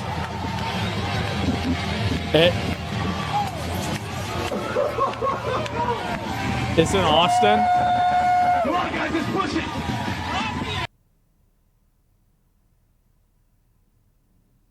Right. Right. So this is right. Yeah, I could have guessed that. So that's us. I knew it was in Texas. Like we do this kind of stuff in Texas. Yeah. I mean, like I should have actually just thought it was Austin because yeah, this is probably for the Texas relays. Yeah, 100%. This you IRL stream maybe. After 3 attempts, I was able to beat Radom with my. What is this?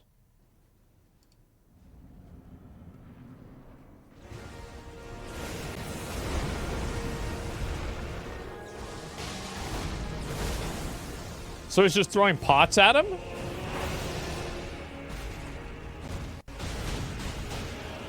Jesus, that did a lot of damage. 3,000?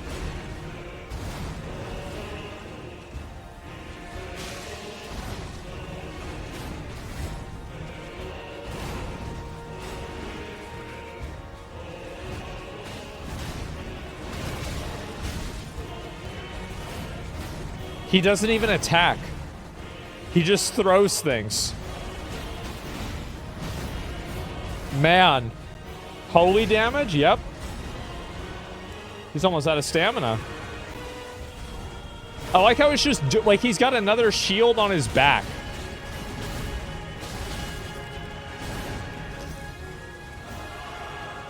Literally brute forcing it? Yep. Phase 2 already. Shield crash is basically attacking. Yeah, I've never used it before. Ooh, he put the Scarlet Rod on him. He fucked up. He didn't get it there, though. Uh-oh. Stamina shield on his back? Is that it?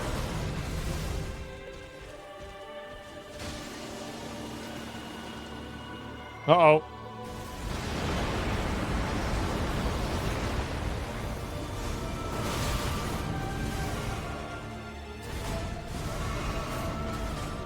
Man.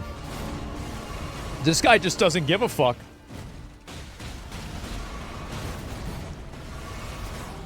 Wow. I never knew Scarlet Rot was that good. Look how much damage it's doing. It's doing like 100 damage every second. That's insane. Yeah, I'm going to use that next time I play. That's crazy. It's percentage HP? Really? I had no idea.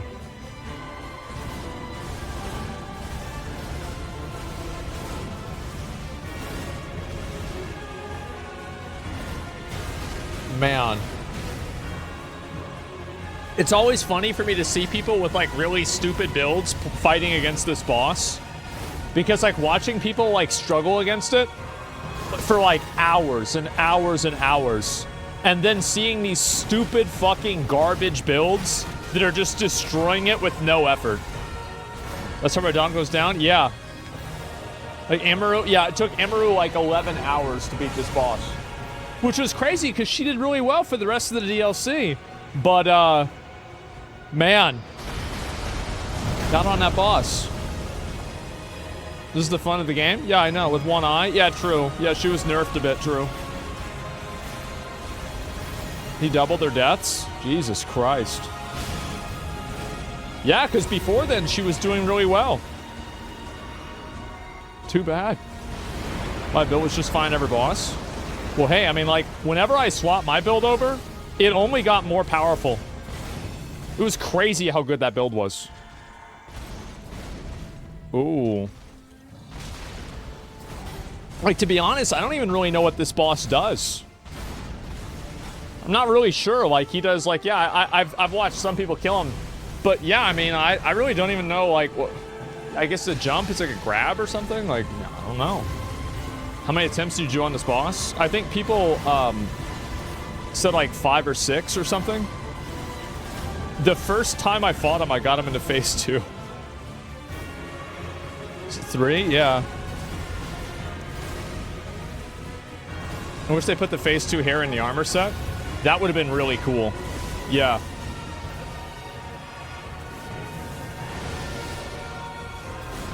Holy shit. That shield crash thing is really good, too. I didn't know how good it was.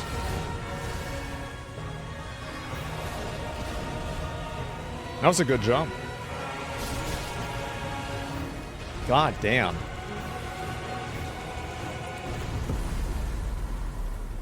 Wow. What a game. Consumables build win. I would be willing to do a consumables build. I just would not be willing to do it and craft every single thing, you know, inside of it. That's the reason why. Express delivery? What's this? Hell no. But you I got already no saw time. this. Yeah, I already saw that. When the ripoff is more popular than the original? The fuck? Stumble Guys has more people than Fall Guys? What the fuck? It's a little bit embarrassing when the knockoff version of your game is more popular than the actual game. You guys What? remember Fall Guys, right? That one game that was popular for about 15 minutes and then it immediately became irrelevant, kind of like my other YouTube channel. Well, for the past Well, hey, right? I mean, I think Fall Guys was a great game. It's just that there's not a lot to do in the game. I think it was I had fun playing it. years, Fall Guys has been in a full-on war with a knockoff version of itself somehow. A game titled What? Stumble Guys. Stumble Guys. How is this even a war? That's so shameless. Oh my god. Stumble Guys is such a stupid name. There's no way that this is, It like, a is. serious problem. It's now, Stumble so Guys obvious. is nearly a 1-to-1 clone of Fall Guys, and it's just like a slightly worse version of Fall Guys. It's not terrible, especially for it being a mobile game. I Wait, mean, we yeah, all know so it literally is the exact same. Okay, so it's basically the exact same game. Okay.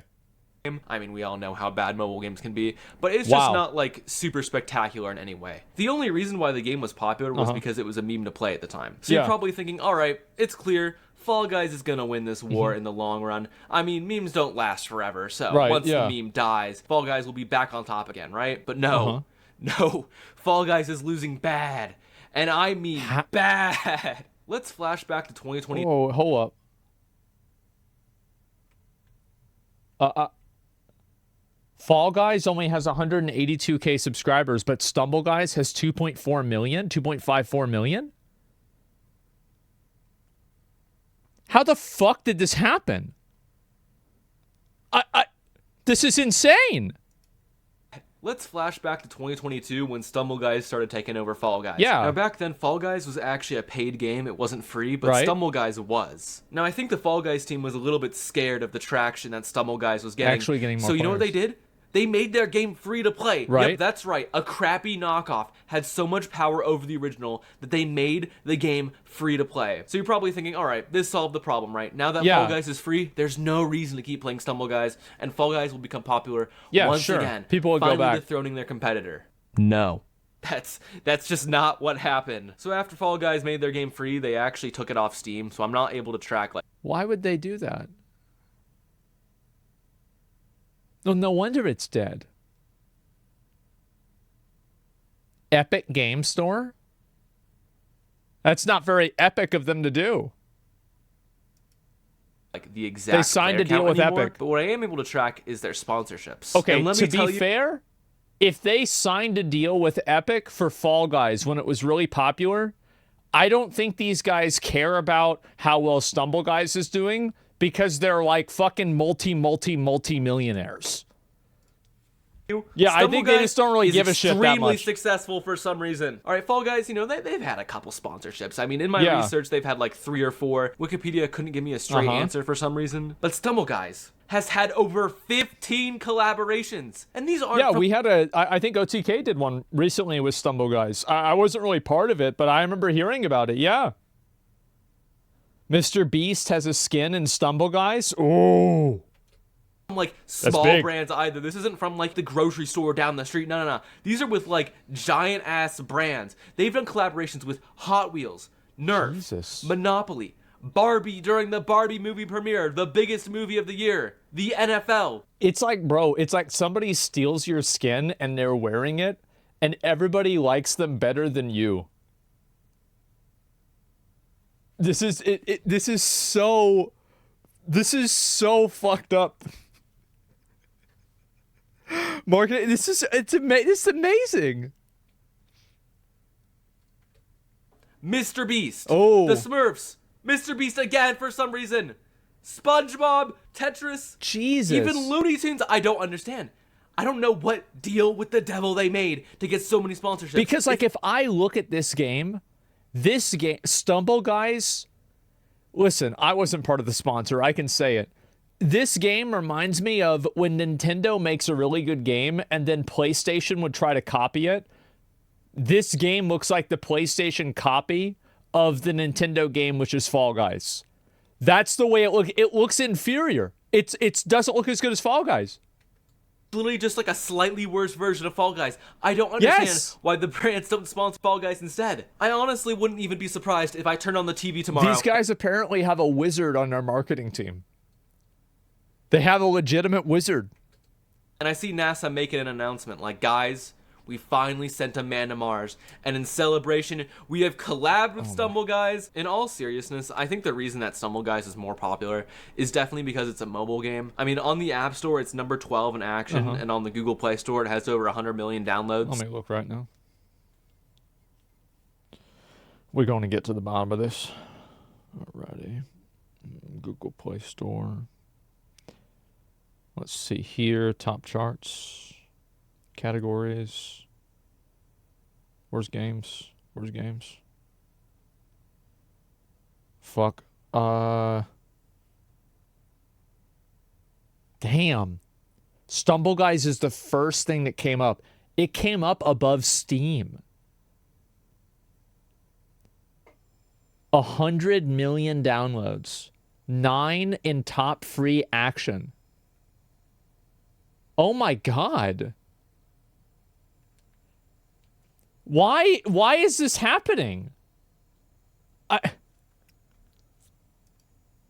Somehow. And some people even think that it's better than Fall Guys in the first place, which I mean is understandable because when I was recording Fall Guys footage and Stumble Guys footage, it took forever to get into a Fall Guys game. But I was able to get into a Stumble Guys game within literally 15 seconds of pressing the record button. Anyways, that's all I really have to say about this situation. But really quickly, let me talk about today's sponsor, Stumble Guys.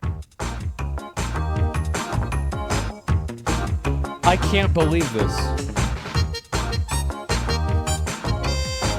I wonder if this is how Blizzard felt when Final Fantasy got really popular in 2021. You know, like, I wonder. That is fucking crazy. Stumble Guys is just absolutely popping off. 5,000 people playing this game at this very moment. What about now? Let me pull it up and look at it now. Let's see. Stumble Guys. Even the name...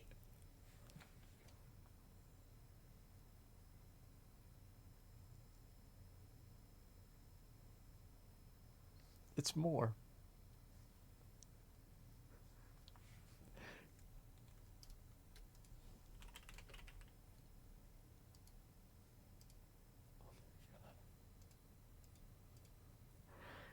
Oh my God.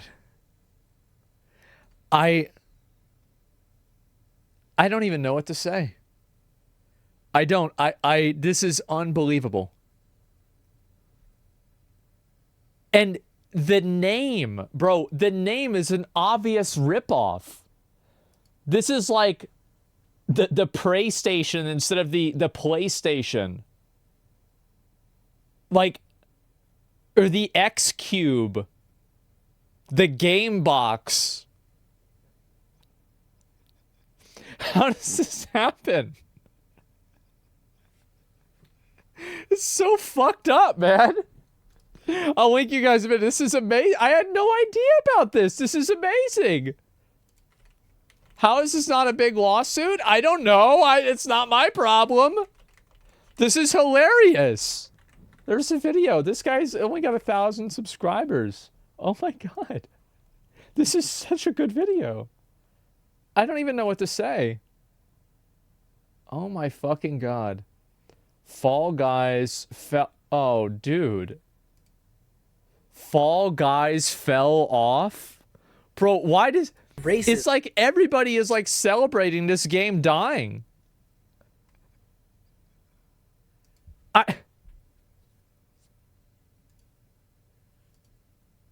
It's so ridiculous. Probably because of Epic? I don't know why. I think that probably another reason why Stumble Guys could be popular is because there's like more of a variety of characters. So like you can be a skeleton or something else. So like the added variety gives people more like, I mean, because this is what kids care about, right? And there's probably kids playing this.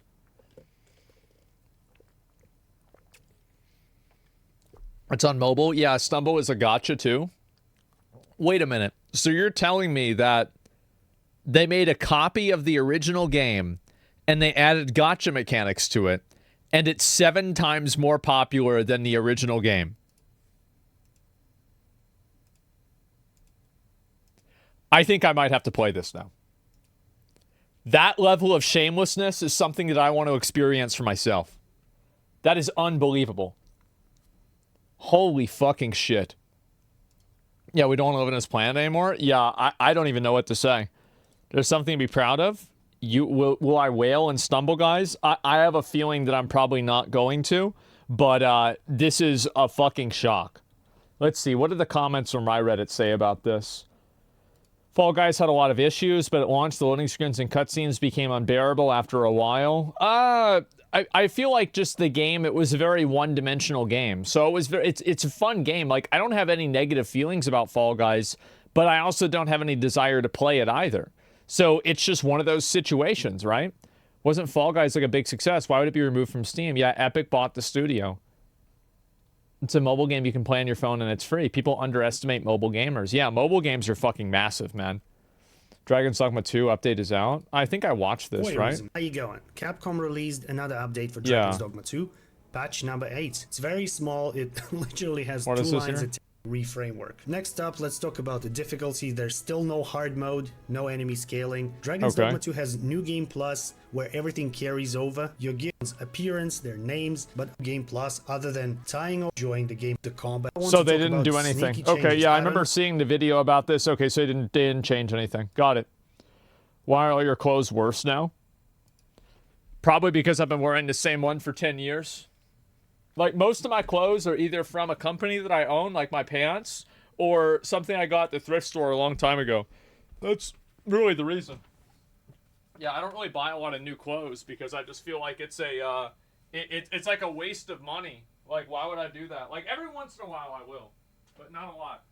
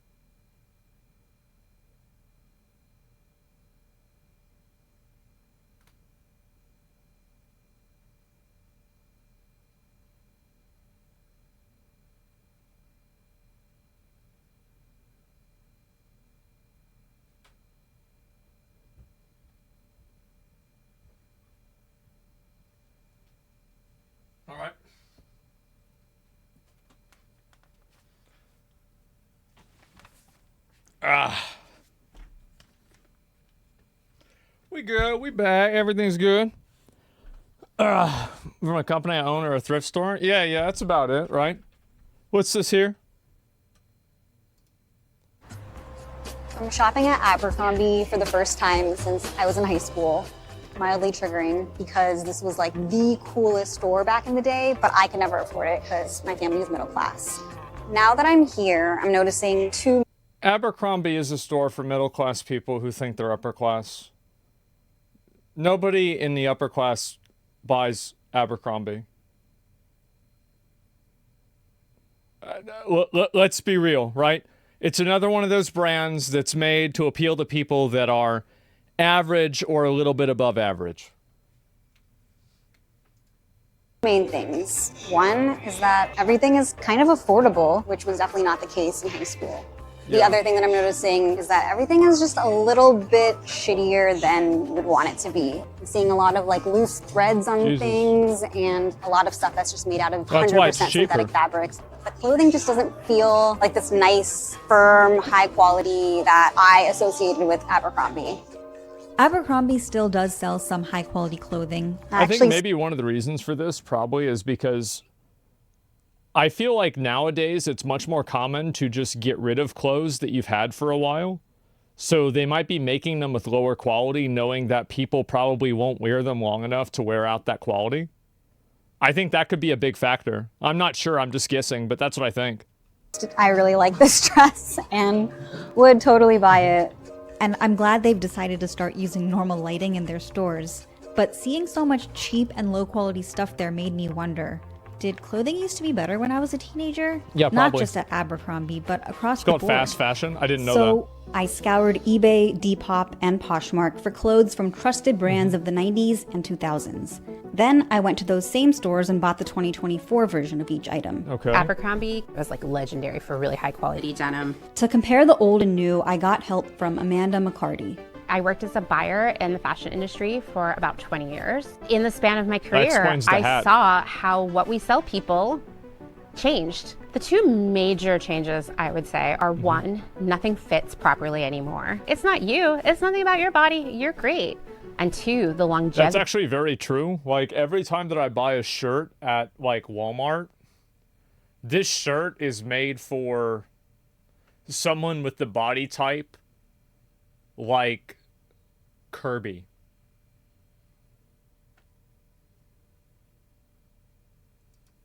Of these clothes, even how you feel when you put them on, has degraded so much. It's just not a good deal. It's not just in my head, it has gotten harder to find quality clothes that last, even at brands you used to like. If you're wondering why, keep watching.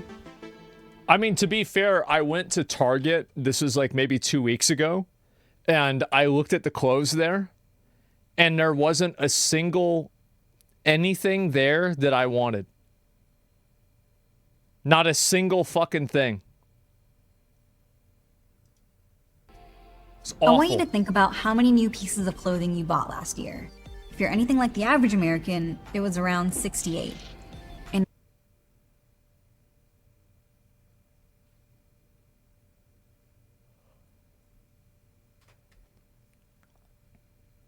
I've got to say this. It's very odd to me that I think people spend a lot of money on shit they don't need to. And I think a lot of the people that are complaining that they're broke, you don't need to buy 68 pairs of clothing a year. That's insane. Who does this? 1980, maybe if you count, 12. I guess maybe but like wait, each it sock. Gets crazier. In the 80s, Americans spent about 7% of their annual income on clothes. Today, it's just 3%. We spend half as much, even though we're buying 5 times more. This Abercrombie ad from the 80s helps explain why. The high-quality wool was a huge selling point. They even tell you exactly where it's from. And notice how they say this is part of their fall collection? Because in the 80s and 90s, stores only had new clothes a couple times a year. Usually a spring-summer collection and a fall-winter collection. Yeah, like you go to like TG, what was it, like a fucking... God, bro, I'm trying to remember the names. something like Maxx, right? Fucking like TJ Maxx. Yeah, TJ Maxx. There you go. Yeah. Yeah, Ross. Fuck. Designers would start working on each collection up to 9 months in advance. TGI Fridays. I knew it because wasn't clothing it. production takes a lot of work. They had to think of hundreds of unique designs and whittle them down to the dozen or so best ones, send the designs to the factory, go back and forth with them for months to create a prototype, choose the best fabric, the right embellishments, and figure out the proportions for different sizes. After all that, they'd place a massive order with the factory. See, like, that's, I think, another big issue is that, like, I mean, this is probably going to be me just talking, but I don't know. Like, my sources, I made it the fuck up, is that I think now as people have gotten a lot fatter, that they've probably increased the size of a lot of clothes and the different dimensions of them, which has caused, like, basically, so, like, the spectrum of sizes has gotten larger. And I think that, and like proportions has gotten larger. And I think that in the process of that, they've made clothes kind of more uniform. And that might also be a reason why they're not fitting as well. I have no idea what I'm talking about, I'm just guessing, right? But like, I don't know, that's what would make sense. And then just pray the design would sell. Yeah, once again, it's fat people's fault, naturally. Yeah.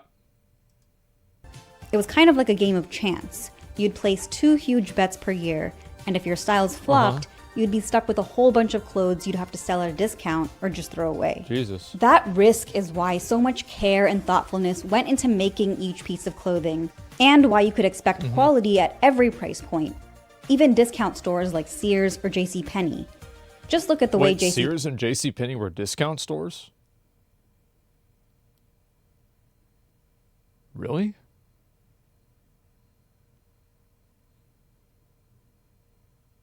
Damn. I thought those were like the expensive stores growing up. That's crazy. Penny advertised their suits in this ad from the 80s. 2-piece suits that are expertly tailored, classically designed, and have an elegant touch. They're not selling you on the price or the trendiness, but on the craftsmanship and design. Even one of the cheaper suits on the market was still pretty high quality, which is probably why if you adjust for inflation, this $160 suit would cost $600 today. If you go to JCPenney now, you can easily get a 2-piece suit for under $200. Yeah. So in the 80s and 90s, people were buying fewer clothes, but they'd be well-made pieces that would be worn for years. And keeping up with all the trends, well, that was something only wealthy people could do. Pull the latest Briones and charge them to our account. Yes, ma'am. What are Briones? 6 months of my car payments plus a car. Then came a little store called Zara, and everything began to change. See, like, this is so weird for me to read about fashion, because it's like this is like me learning about what the surface of like Mars is. You know, like I really just don't know anything about this. It's like another world to me. This is crazy. New York Times coined the term fast fashion in this 1989 article about the first US store of Zara.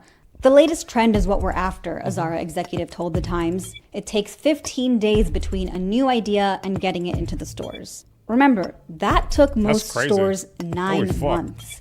How did Zara do it in 15 days? Sweatshops? By streamlining this part of the production process with something called graze goods.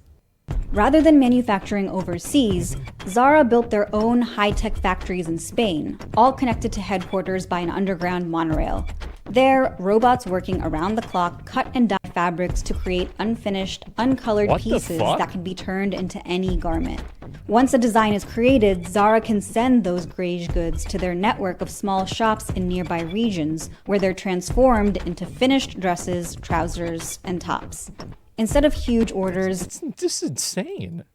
Zara makes a small batch of each style to start with. The retail stores can then send feedback to headquarters about what's selling and what's not, and they can quickly ramp up production on whatever's popular, restocking within days if needed. That's crazy. It massively reduced the risk came with clothing production. Instead of losing money on clearance sales or throwing away unsold goods, Zara's styles often sell out quickly. The designers don't have to predict trends a year in advance.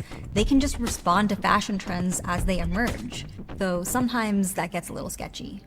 For example, here's a look from the high fashion designer Celine, from a collection that debuted on the Vogue runway in 2013. This skirt would have retailed for at least $1,000.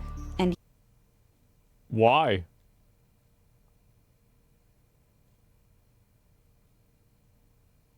Like, I mean, I don't know. It seems like it's too much money. That's crazy. Like, what the fuck? $1,000 for this? here's a very similar looking skirt selling on Zara's website for just $80. Yes, yeah, there it is. According to the Wayback Machine, Zara had this skirt for sale by August, which would have been just a few weeks after Celine's version landed in boutiques. It's like they're stumble guys. That's crazy. That's actually crazy. Wow. Oh my god. Yep, just undercut him. Yeah, I guess so. These runway knockoffs and how quickly Zara could get them into stores were wildly popular. Holy By shit. August 2008, Zara's parent company Inditex became the world's largest fashion retailer. Jesus. This is also when you had the rise of two other fast fashion giants of the new millennium, Forever 21 and H&M, which pioneered a new way to bring the runway to the masses. They'd partner with luxury designers to make exclusive lines for H&M at affordable prices, starting with Karl Lagerfeld in 2004. God, is it true? Of course it's true. This part of the story, it seems sort of like a... That's like... Alright, so... Is this like me just being a caveman, or is this just for girls? Because like as a guy, am I a cave? Because I've never, I don't even know anything about this. All of this is new to me. I've never heard anything about, I don't know anything about this shit at all. This is insane. We're cavemen together? Yes, Why, you're assuming all guys are like you? Well, yeah, I kind of am, because a lot of my friends, I don't know any of my friends that give a shit about this. Yeah, I mean, I'm thinking about it, right? It's growing up, what the hell? This is crazy. Win for the 99%. Fast fashion was making it so that anyone could wear runway designs while they were still popular. That was a new thing. Of course, encouraging lots of consumers to buy low-cost clothes that would go out of style quickly would shockingly have some downsides too, but we'll come back to that. I'm gonna have a hot take on fashion. I think that the majority of problems that people have with fashion is that they're trying to look good, but it doesn't matter how well you dress up a pig, it's still gonna be a pig. So you can have a guy wearing the nicest suit, but if he's a scrawny little bitch, he's still gonna look worse than Jack Reacher wearing a plain white t-shirt. That's the fucking truth. Because we can't give the minds behind Zara and H&M all the credit for the rise of fast fashion. We also have to give some credit to Bill Clinton? No, Naturally. Not because of his sick style.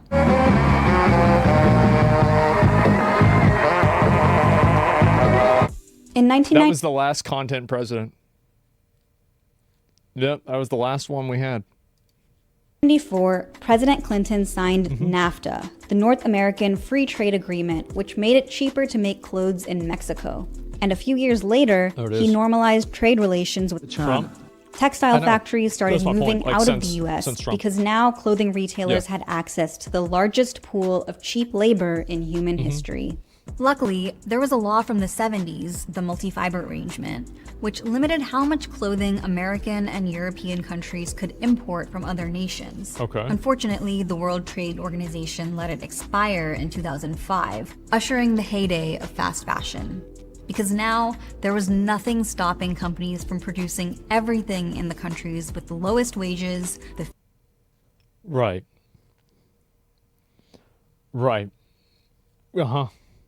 Here we go. Sweatshops. How did I know this was going to factor in somehow?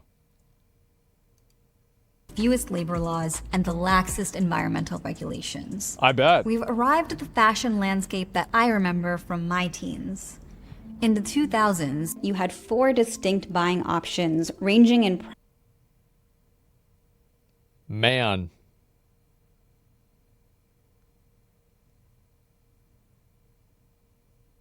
I never went to any of these.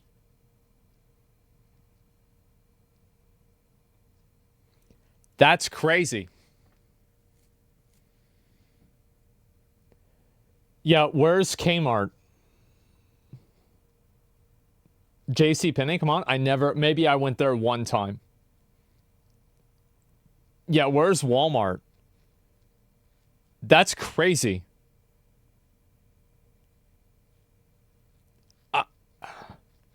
Wow. Wow. price and quality, high fashion or luxury brands, department stores, mall brands, and fast fashion. But these days, it kind of feels like the bottom of this pyramid has collapsed and everything's a little cheaper and shittier. Yeah. J.Crew, Anthropologie, Abercrombie, these didn't used to be considered fast fashion, but now they arguably are. And that's because of two very big things that changed the experience of shopping into the hellscape of today. The first is the 2008 financial crisis. Middle-class consumers no longer had as much money to spend, so they began drifting over to cheaper options. Oh yeah, people forget about this. Like, yeah, in 2008, 2009, it was really, really bad. Like, it was like COVID levels of like, I would say even probably worse, right? I was like 18 and 19, maybe 20 around then. So yeah, it was worse. It was like it was, 2008 was a bloodbath. Yeah. 2008 was 85 years ago. Something like that. People got crushed. Yeah. A lot of people lost their houses. It was like a rapture. It was like a middle-class rapture. Like half the people were just gone. All of the other non-fast fashion retailers were struggling. Yeah. Forever 21 was opening store after store after store. H&M, the same thing. Zara is spreading into other cities. And so the conversation began, how do we compete here? What if we continue to show the same prices on the price tags that we always have? But we know that we're going to sell most of the units of that style on sale. And we plan for that. So let's say this dress costs $40 to make, and it retailed for $100 in 2007. Okay. In 2010, during the recession, the retailer would keep the price tag at $100, and put it on sale but for $80. Expect that most pieces will only sell once it goes on sale. So they'll only spend, let's say, $15 to make it, so they'll still make a profit. And how do you make? Oh, okay, yeah, it makes sense. I wouldn't buy this either because I usually just don't wear stuff like this, you know? Yeah, it's not really my thing. Well, by making cheaper clothes. You add synthetic materials like polyester instead of selling pure natural fibers like cotton and wool. You skimp on details like pockets, buttons, and zippers, and offer less sizes. Wow. I could see all these things play out in the clothing I bought. Like these men's jeans from Abercrombie from the 2000s versus now. They're longer. The vintage pair weighs a hefty 761 grams and is 100% cotton. They feel substantial, long-lasting, really high-quality denim. They have a decent amount of distressing on here that was probably done by hand to sort of break down areas, make them softer. In the fast fashion era, a lot of this is skipped, where it's just like, let's just spray them with acid or do other things that are actually very toxic. The new pair weighs less at 720 grams and is a cotton elastane blend. This is that fast fashion trick of, okay, if we add a little bit of stretch, it will fit more people, theoretically. Remember what I said. That's crazy. That Roundies, bro, we got the Kirby's, the Jigglypuffs. Yep, the Fall Guys. People built like a Fall Guy. That's amazing. And they'll be less likely to return them. But putting elastane in jeans shortens the lifespan pretty significantly. Those elastane fibers that are woven in here, they're plastic and they break. And the more you wash them, the sooner they break. But you get into the cycle where you have to wash the jeans more often to get them to go back to size because they get stretched out. The other main difference between these jeans, the zippers. We have a legit, luxurious zipper. Long-lasting, 100% metal. They smoothly go up and down. Like, these are things that you take for granted until you get a bad zipper. The new pair, when you were trying to unzip these, that sound, you can feel like this zipper is going to be a problem soon. This is a difference of maybe 50 cents. But and you can see why they did this, because, like, am I the only person that's like, I would just rather buy the one with the shitty zipper? Like, I don't really care about this a whole lot.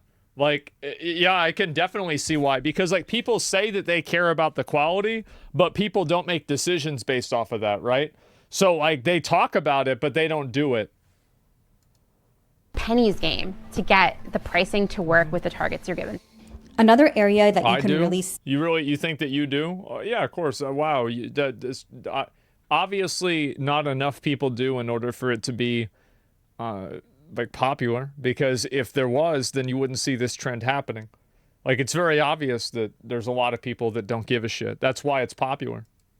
See how quality degraded is with sweaters. We compared an Anthropologie sweater from today to a vintage sweater made in the 90s. This sweater is Liz Claiborne, which is like Anthropologie before Anthropologie. The vintage sweater is 100% wool. The one made today is 100% polyester. The vintage sweater has metal buttons. The other one has no buttons at all. The vintage sweater is a size medium. The one made today is one size. When I see one size in something, I'm like, oh, it's because they couldn't afford to buy it in sizes to meet the margin targets. Even with all these cost-cutting measures, traditional retailers were struggling. And that's around the time private equity firms started buying them up, saddling them with debt, and letting all the business decisions be made by finance bros whose idea of fashion is that Patagonia vest over a gingham shirt. Hey, that looks sharp to me. And on top of all that, there's still that other huge change that I mentioned. The final death knell in quality clothing, the internet. Social media and fast fashion are a match made in heaven. Social media helps shorten our attention spans, which extends to fashion trends too, which cycle through faster and faster. That makes fast fashion indispensable to influencers who rely on a steady stream of new clothes for their content. This puts pressure on all of us to wear a totally unique, never-before-seen outfit every single day, which is pretty hard. Lizzie McGuire, you are an outfit repeater. I guess now it's time to talk about...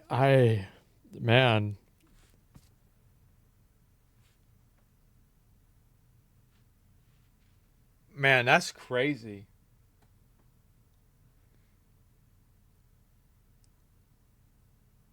Damn, I had no idea about any of this. This is nuts. What the fuck is going on, man? I missed out on all this. Shein, Zara's more chaotic little sister, the logical conclusion of fast fashion. Shein is a company that focuses on selling as much hyper-trendy, super low-quality clothing they can for mind-blowingly cheap prices. Shein raked in close to $10 billion in 2020. Jesus Christ. It's currently the biggest clothing retailer in the world, even beating out Amazon in the US. Shein is not just fast fashion. It's instant fashion. I've never even heard of this. Zara can get products from drawing board to store in 15 days. Shein can do it in 3. Zara can release 35,000 new items of clothes per year. Shein will release that many in just a couple weeks. So how do they do it?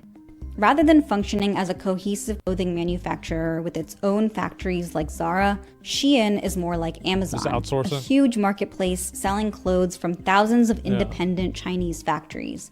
And it treats those factories sort of like Uber treats its drivers. The factories are hooked up to Shein's software that collects real-time feedback about which items are selling well and which aren't. The software then sends alerts to the factory owners' phones to ramp up or slow down production. This is amazing. It's Zara's small batch production on steroids.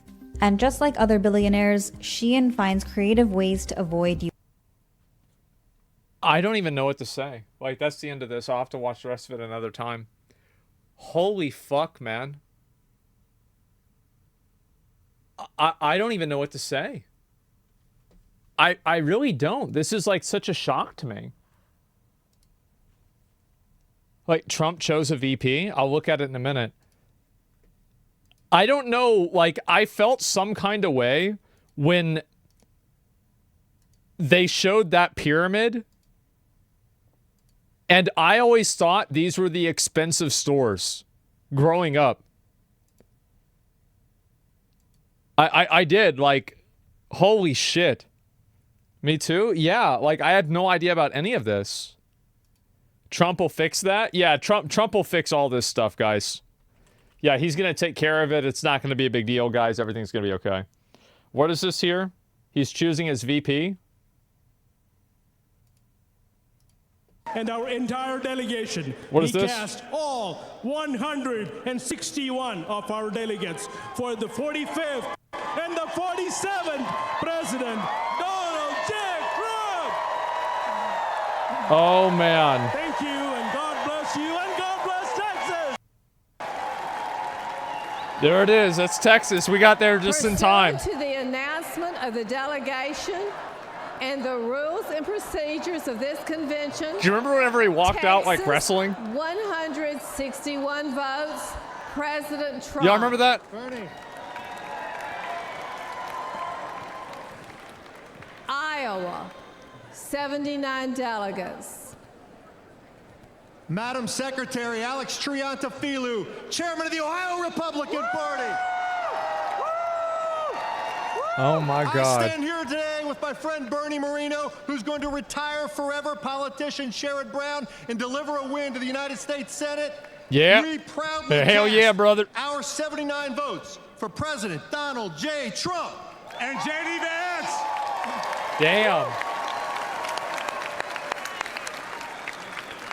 Pursuant to the announcement of the delegation and the rules and procedures Bro, of this is a convention, Trump clean sweep. Iowa, 79 votes. President Trump.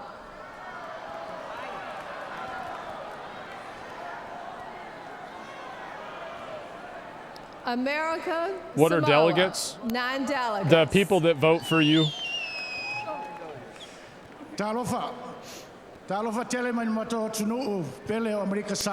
True. Where our motto is God is first. Therefore, Madam Secretary, American Samoa proudly and with all our hearts cast our vote in favor of our next president, Donald J. Trump. Damn. American Samoa! They should have. This guy almost fucked it up. You could hear him like he was saying the wrong shit, and he stopped himself like 3 times. Of the delegation and the rules and procedures of this convention. You guys notice that? Samoa, 9 votes. President Trump. Yep. Bitcoin. Wisconsin, 41 delegates. All right. Madam Secretary, on behalf of the Wisconsin delegation, we welcome everyone here to this 23rd Psalm place we call home. Where 170 years ago, this great party was founded down Abraham the road Lincoln. in Yep. Ripon, Wisconsin, in a little white schoolhouse. That's right. Madam Secretary, the great state of Wisconsin proudly casts all of its 41 votes for Donald J. Trump. Damn. I kind of want somebody to cast votes for like Nikki Haley. Delegation and rules and procedures of this I want somebody to say something Wisconsin, stupid. 41 votes. President Trump. Yeah, for Kanye. New York, 91 votes. There's a lot of people there. Holy shit. I wonder who they're gonna go with. Man, who knows? President Donald J. Trump will always be a New Yorker, and New York will always love President Donald J. Trump. There it is. Exactly what I would expect.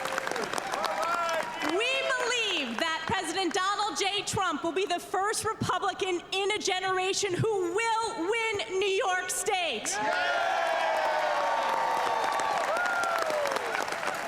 It is my honor as representative representative for New York's 21st Congressional District, House Republican Conference Chair. It's really kind of crazy how popular this guy is. Delegates to the Republican National Convention. You know, like, bro, we proudly cast all 91 votes for President Donald J. Trump.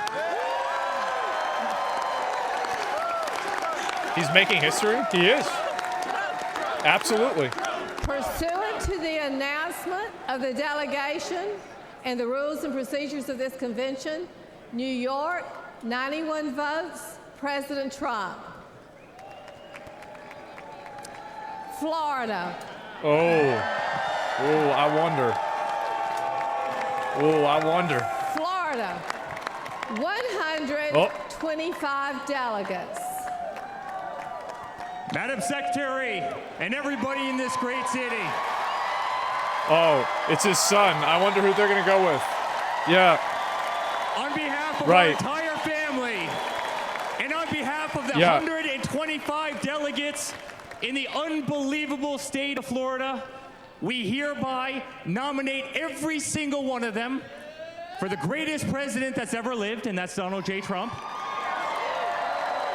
Hereby declaring him the Republican nominee for President of the United States of America. Bro, it's actually crazy how,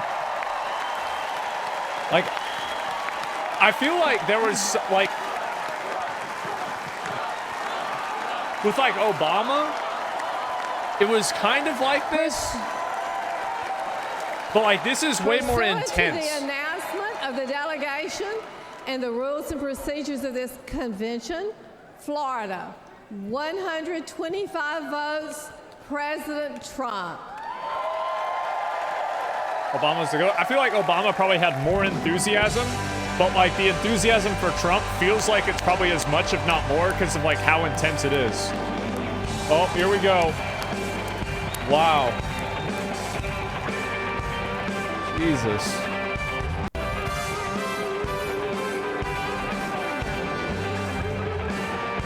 Oh my God. It's amazing. It is.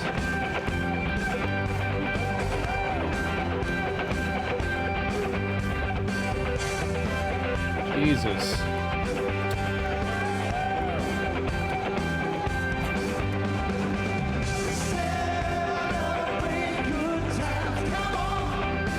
Oh my God.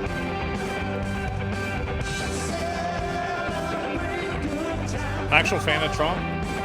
I don't think he's like Hitler, but I'm not like a huge fan. I think he's really entertaining. He's absolutely best content president that like I've had. Absolutely. He's super entertaining. Like, and this is the fun part, right? Because now he can be entertaining and do all kinds of crazy stuff, and he's not the president, right? So it's fine. Now, it's not going to be as funny when he's the president and something like this happens, right? It's not going to be as funny. But, like, until then, it's going to be crazy. Before COVID is good. Yeah, exactly. Should have walked out to many men. If he did that... We will now continue with the roll call of the states. Puerto Rico, 23 delegates. Madam Chairman, I'm Angel Cintron, State Chairman for the Republican Party of Puerto Rico. The great 51st Republican State of the Union, Puerto Rico. The shining star of the Caribbean, brothers and sisters of Florida, Texas, California, New York, and all the state. Proudly cast all of our 23 votes for our next President of the United States, Donald J. Trump.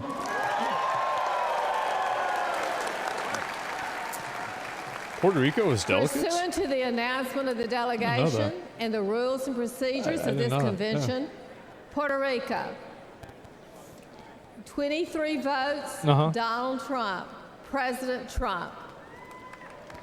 Kentucky, 46 delegates. Oh boy. Kentucky, I want to see them. Is it going to show them? Oh, they might not have the mic.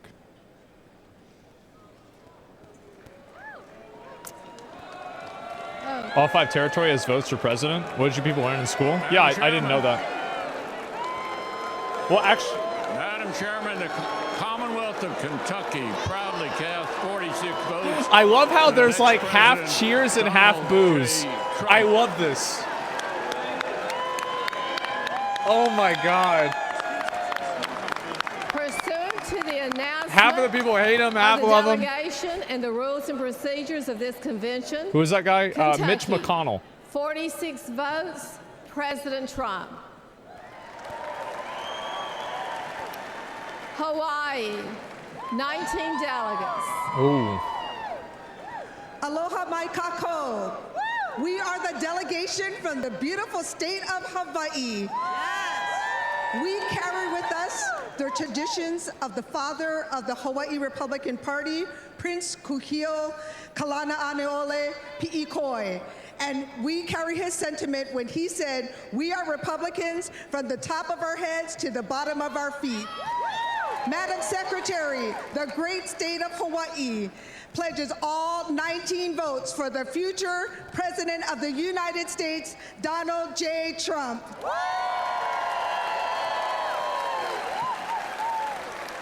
You got to admit, they know how to put on a show. Pursuant to the announcement of the delegation, You know, like this is this is a great show.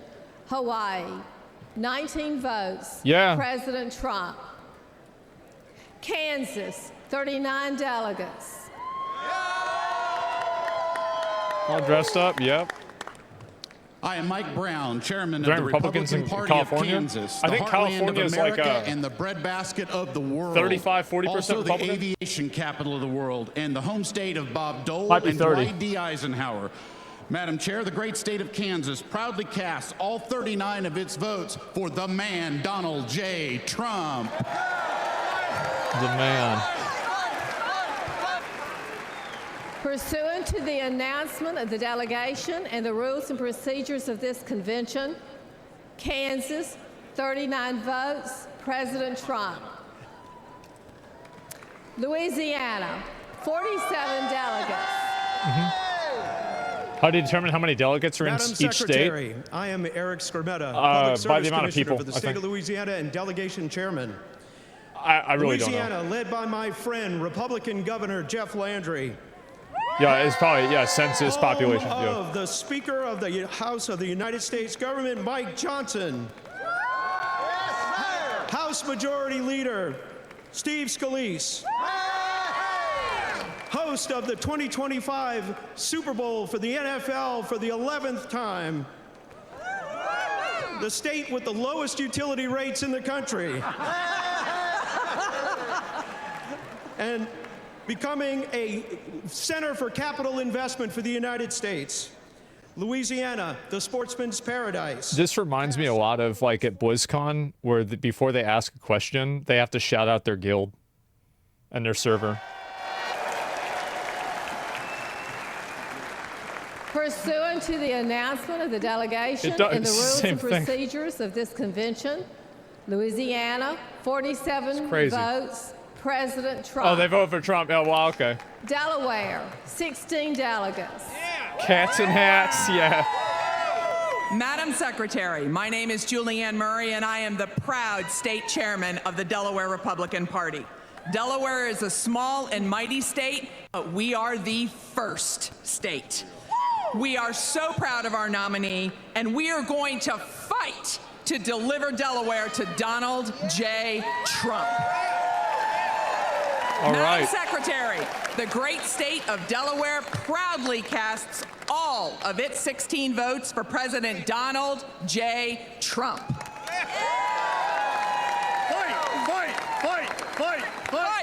Pursuant to the announcement of the delegation and the rules and procedures of this convention, Delaware, 16 votes, President Trump. Guam, 9 delegates. Madam Chairman, half a day, I'm Felix Camacho, former governor. Do you remember whenever the one guy thought they could sink Guam by putting a bunch of airplanes on it? Maasi from the great territory of Y'all Guam, remember that? where America's day began. Itano Imansamoru. He was like a congressman. The home of the newest Marine Corps base, Camp Blas, and over 20,000 members still of in our Congress? armed forces, Army, Air Force, Navy, Marine Corps, Coast Guard, and Space Really? Force, Yeah. and over 23,000 veterans. So, Madam Chair, the great territory of Guam proudly cast all 9 of its votes for President Donald J. Trump. Zeus Masi. Man, they're really dragging this out. Pursuant to the announcement of the delegation and the rules and procedures Space of Force? this convention, Guam, Oh, true. 9 votes, President Trump. Connecticut, 28 delegates. Madam Secretary, my name is Ben Proto, and I have the honor of serving as chairman of the great state of Connecticut's Republican Party.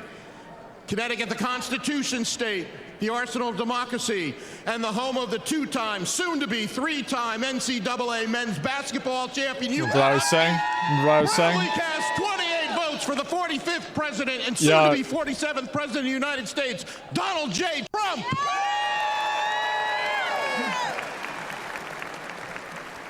Pursuant to the announcement of the delegation and the rules and procedures of this convention, Connecticut, 28 votes, President Trump.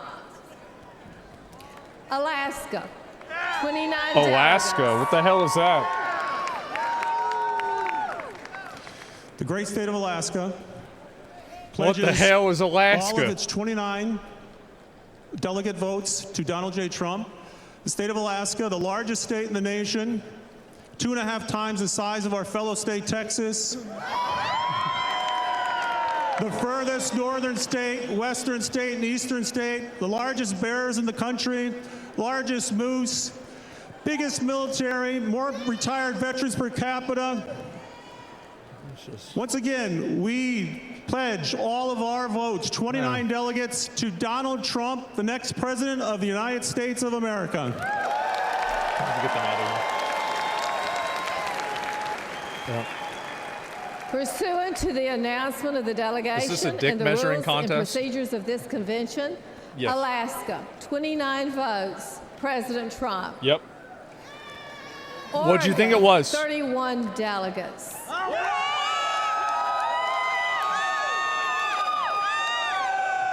Is this him voting for president? Madam Secretary, I'm Tracy kind of. Huddle, National Yeah. Committee Woman for Oregon, home of Congresswoman Lori Chavez DeRima Who they're gonna and push as Congressman president. Cliff Bentz, home of the Beavers.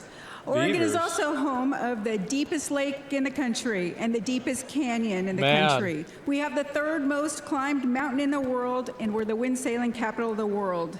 Oregon Shout out is to an my outdoor guild lover's paradise with every and my server. geographical terrain on the planet within our border. Madam Secretary, the great state of Oregon proudly casts our 31 votes for President Donald J. Trump. Wow.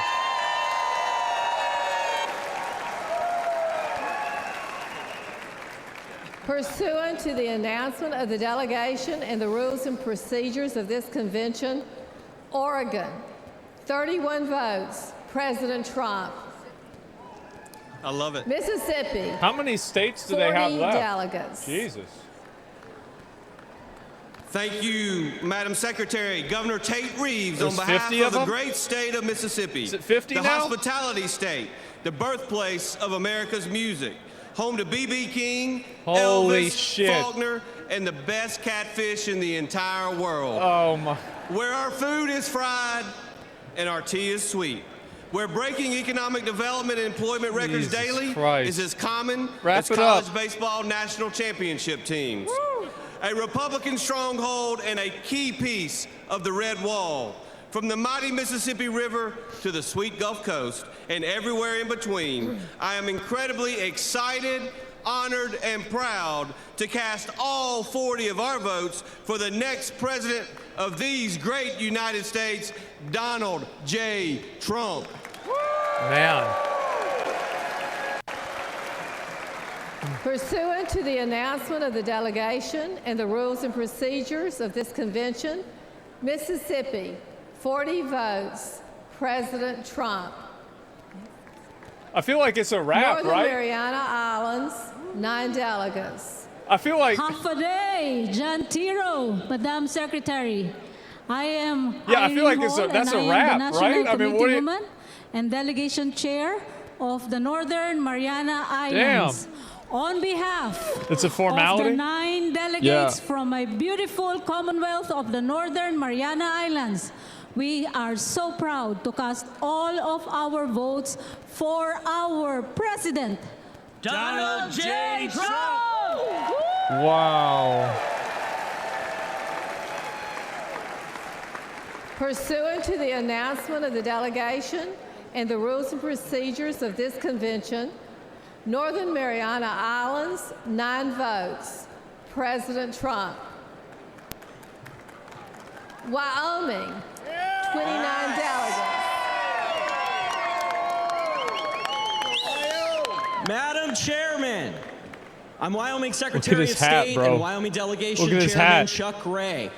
The Cowboy State is the energy capital of our country. Okay. We supply Here we go. coal, oil and gas, soda ash, ag products for the entire world. And Wyoming, the Cowboy State, is Trump country.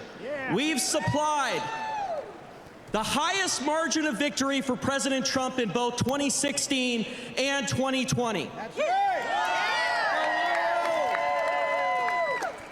And with that, Wyoming, the Cowboy State, casts all of its 29 delegates for President Donald J. Trump.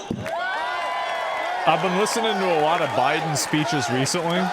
It's kind of interesting to see people talk about this shit and like nobody fucks anything up. Pursuant to the announcement of the delegation and the rules and procedures of this convention, Wyoming, 29 votes, President Trump. Yeah. I'm like expecting a fuck up Maine, constantly. 20 delegates. I am. Hi, my name is Demi Kazunas. I'm a proud Army veteran, a dentist, a daughter of legal immigrants, mother and grandmother, and will be the next U.S. Senator from the great state of Maine. But today, as chair of the Maine delegation, the largest exporter of lobsters and blueberries, Reading it off the also phone. known as Vacation Land, and we delivered 1 electoral college vote for See, President this is Trump what I expected in more of. 16 and 20 out of all of New Yeah. England. We stand here proudly I expect with more my like this. delegation of 20 to cast all Lobsters of our votes and for the next blueberries. president of the United States, Donald J. Trump. Well, you need lobsters and blueberries, you know. Pursuant to the announcement of the delegation and the rules and procedures of this convention, Maine, 20 votes, President Trump. Missouri, 54 delegates. Madam Secretary, Missouri, the Show Me State, home of the 4-time Super Bowl champions, the Kansas City Chiefs. Home of the best United States Senators, Josh Hawley and Eric Schmidt. From the great Northwest of the Pony Express to the Lake of the Ozarks, Bass Pro Shop, and St. Louis Arch, the mighty Shout out Missouri to is Bass casting Pro 54 Shop. delegates for our favorite president and the next president of the United States, Donald J. Trump.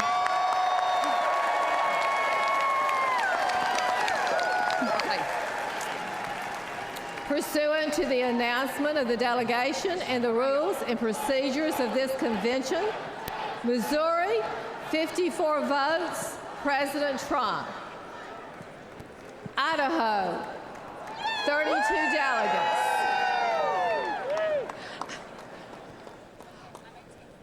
I'm Dorothy Moon, chairwoman of the Idaho Republican Party, and also the delegate sponsor. I'm excited to have all of the delegates behind us, all 32 votes, to go toward Donald J. Trump. We are the gem state. We are very rural. We have a lot of mountains and rivers, and we also love freedom and liberty. And we love a fighter, and Donald Trump is a proven fighter, and we want him to be our next president with our 32 delegates. We need to be with him. Fight, fight, fight, fight, fight, fight, fight, fight, fight, fight, fight, fight. Pursuant to the announcement of the delegation and the rules and procedures of this convention, Idaho, 32 votes, President Trump. Man. Illinois,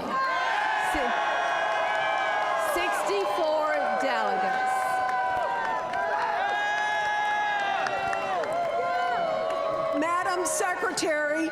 I'm Congresswoman Mary Miller, and I'm proud to represent Illinois, the land of Lincoln, the first Republican president. And on behalf of parents who are horrified by Joe Biden's attack on parental rights, on behalf of farmers who are being crushed by the Biden economy, on behalf of our daughters who Biden is forcing to compete against men in sports, and on behalf of the victims of the Kamala Harris border crisis, Madam Chairwoman, Illinois proudly casts all 64 votes for President Donald J. Trump.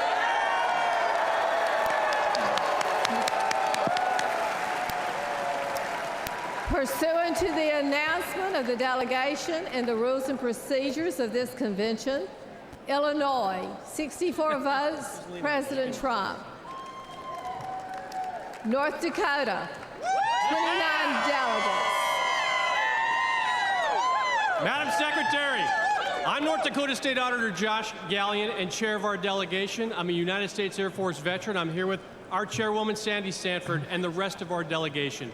North Dakota, we love our farmers. We love our energy producers. We back the blue. We are very appreciative of our military installations, Minot Air Force Base and Grand Forks Air Force Base. We feed the world. He's a good talker. We fuel the world. We defend the world.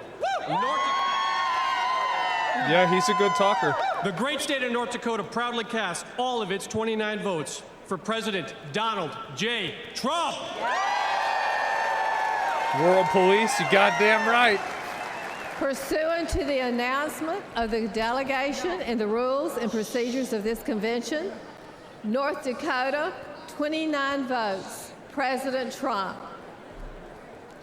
Arizona, 43 delegates. Arizona needs to secure its southern border to prevent the atrocities that are happening and fix its broken election system. And that's why I, Shelby Bush, the delegation chair, and our wonderful state chairwoman, Gina Swoboda, and this entire delegation cast their 43 delegates to Donald J. Trump!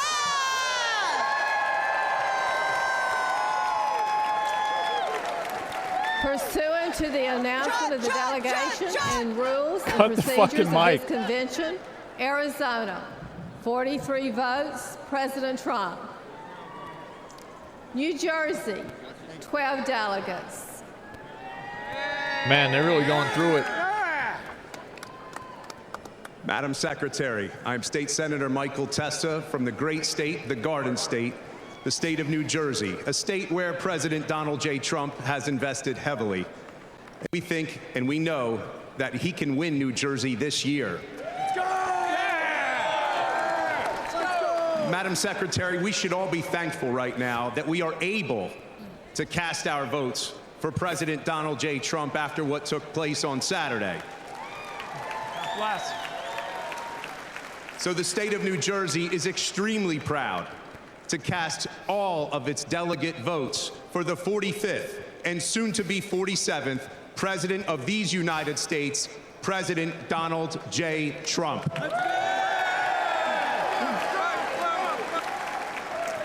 Pursuant to the announcement of the delegation and the rules and procedures of this convention, New Jersey, 12 votes, President Trump. Let's get...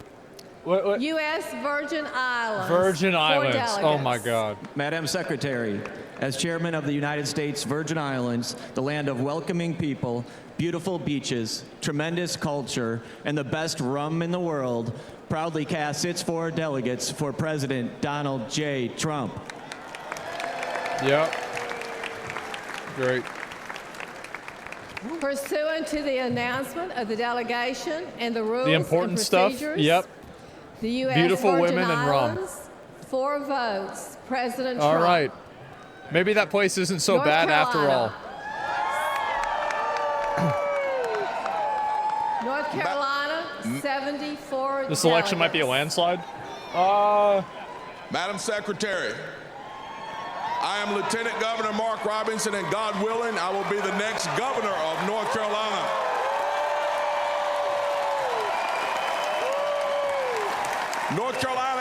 Tar Heel state. North Carolina is the home of the longleaf pine, and North Carolina is indeed, woo, the state that is and always will be first in flight. Mr. Chairman, on behalf of the state of North Carolina, I am directed that the state to cast 62 votes for America's Braveheart and the next president of the United States of America, Donald J. Trump, for president. And 12 votes America's in accordance what? with the rules. North Carolina, 62 votes. Damn. President Trump, 12 votes to be cast pursuant to the rules and procedures of this convention. Arkansas, 40 delegates. Madam Secretary, Chairman Wadley, I am Joseph Wood, Chairman of the Republican Party of Arkansas, the natural state, the land of opportunity, home of the 47th Governor, Sarah Huckabee Sanders. Yes. Also home of the National Federation of Republican Women, Julie Harris, Johnny Cash, Al Green, and the Little Rock Nine Civil Rights Movement. We cast our 40 votes to continue to fight and save America with Donald J. Trump. Our votes for Donald J. Trump. Woo big Louis! Have they done Texas yet? Yeah, they did. They did. It was the first one. Arkansas, 40 votes. President Trump. What was it, Spanish as European? The political party gets everybody Virginia, together to vote on who they 48 promote. delegates. So like this is like after the primary, it's like which Republican or which Democrat. This is where they decide which Republican or which Democrat. Madam Secretary. I mean, Trump was already going to win. Everybody knew that. Commonwealth But of Virginia, named last week by CNBC as America's top place to do business. Home to 850,000 of the greatest Americans, our military and veteran heroes. Home to Washington, Madison, Monroe, the first governor of the Commonwealth of Virginia, the voice of liberty, Patrick Henry, and home to Thomas Jefferson, who penned the most immortal words that we hold these truths to be self-evident, that all men are created equal, that they're endowed by their Creator with certain unalienable rights, and among them are life, liberty, and the pursuit of happiness. that's right, brother. You goddamn right. Proudly, as Governor of Virginia, along with our great chairman of the Republican Party of Virginia, Rich Anderson, we cast our delegate votes for the next president of the United States, Donald J. Trump, and his vice president, J.D. Vance.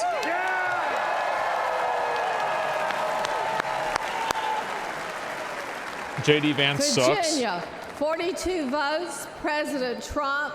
Who? 6 votes to be cast pursuant to the rules and procedures of the convention. Michigan, 55 delegates. Vance refrigeration. Madam Chairwoman, I rise Vance from the great state McMahon. of Michigan, where the Republican Party was founded under the Oaks on July 6, 1854, home of the gas-powered automobile, Flint, Vehicle City, Motown, Michigan State University Spartans, the 2023 football national champions, Michigan Wolverines, Cereal City, USA, the Great Lakes State, and sadly, the worst governor in America. We welcome you to the Midwest. The liberal elite call us flyover country. We're proud to be part of the so-called blue wall, and we're going to tear down that wall to once again elect our 45th and 47th president, Donald J. Trump. Michigan cast The worst governor in America. I don't know who that is. Trump.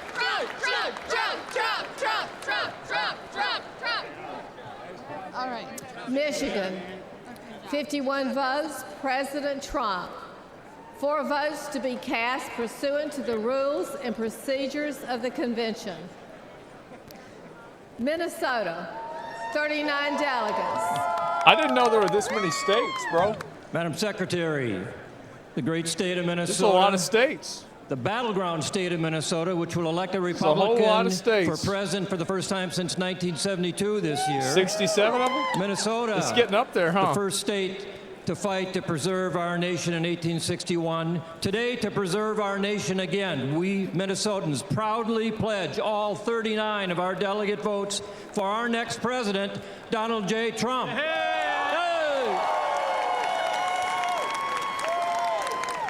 Pursuant to the announcement of the delegation and the rules and procedures of this convention, Minnesota, 39 votes, President Trump. Colorado, 37 delegates. Madam Secretary, on behalf of the Colorado Republican Party and the great state of Colorado, the Centennial State, home of the U.S. Air Force Academy and Space Command, along with the best Rocky Mountain peaks and powder skiing in the world, I have the honor of announcing that our delegation, with unity and purpose, while responding to our president's call to fight, fight, fight, unanimously votes for the 45th and soon-to-be 47th President of the United States, Donald J. Trump. Pursuant to the announcement of the delegation and rules and procedures of this convention, Colorado, 37 votes, President Trump. Rhode Island, 19 delegates.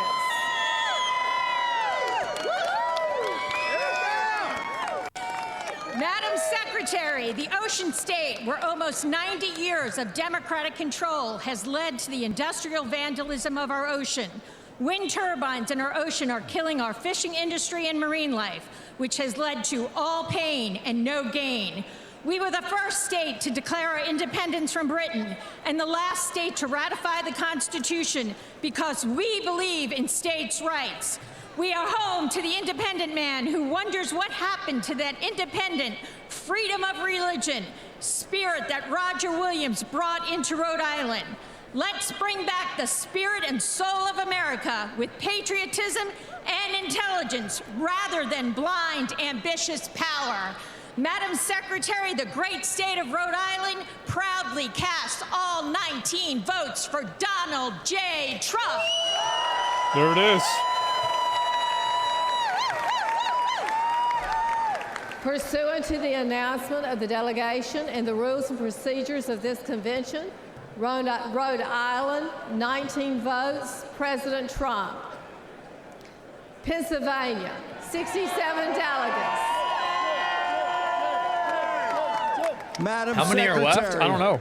The great Commonwealth of Pennsylvania and its phenomenal delegation behind me, the birthplace of our nation and Constitution, at Independence Hall, 106. proudly cast all of its 67 votes for the bravest man in America, Donald J. Trump. Has Biden gotten any votes yet? Not a single one. Pursuant to the announcement of the delegation and and rules and procedures of this He hasn't gotten a convention, single one, bro. Pennsylvania, 67 votes, President Trump. South Dakota, 29 delegates. It's a landslide, guys. There's no way Biden comes back from this. Madam Secretary, I'm Larry Roden, Lieutenant Governor of the great state of South Dakota. No way. I'm proud to speak on behalf of myself and Governor Noem and our delegation. We represent the freest state in a nation built on the principles of freedom. On behalf of South Dakota's, I wanted to say one thing. President Trump helped bring our fireworks back to our Mount Rushmore. That monument honors 4 of our greatest presidents, and I believe there's room for one more. Just saying. On behalf of South Dakota's 29 delegates, I proudly cast all our votes for President Donald J. Trump. Hey, yo, I have to leave and do something. I would watch this whole thing, but I literally just, I have to go. Yeah. I would stay around. I watch probably the highlights for this tomorrow. Yeah. I gotta go and do podcasts and get everything in there. So, guys, thank you all very much for watching. I really appreciate it. I'll link you guys the stream if you guys want to watch the rest of it. Yeah, leave it on. No, I'm not going to leave it on. You guys can go watch it over there. There's probably other people watching it, etc. So, yeah, guys, thank you very much for watching. I really appreciate it. I'll be back on tomorrow. Probably longer day tomorrow. I would hope so, at least, right? And, yeah, anyway, guys, thank you all very much. And I will see you tomorrow. All right, boys. Peace. See ya.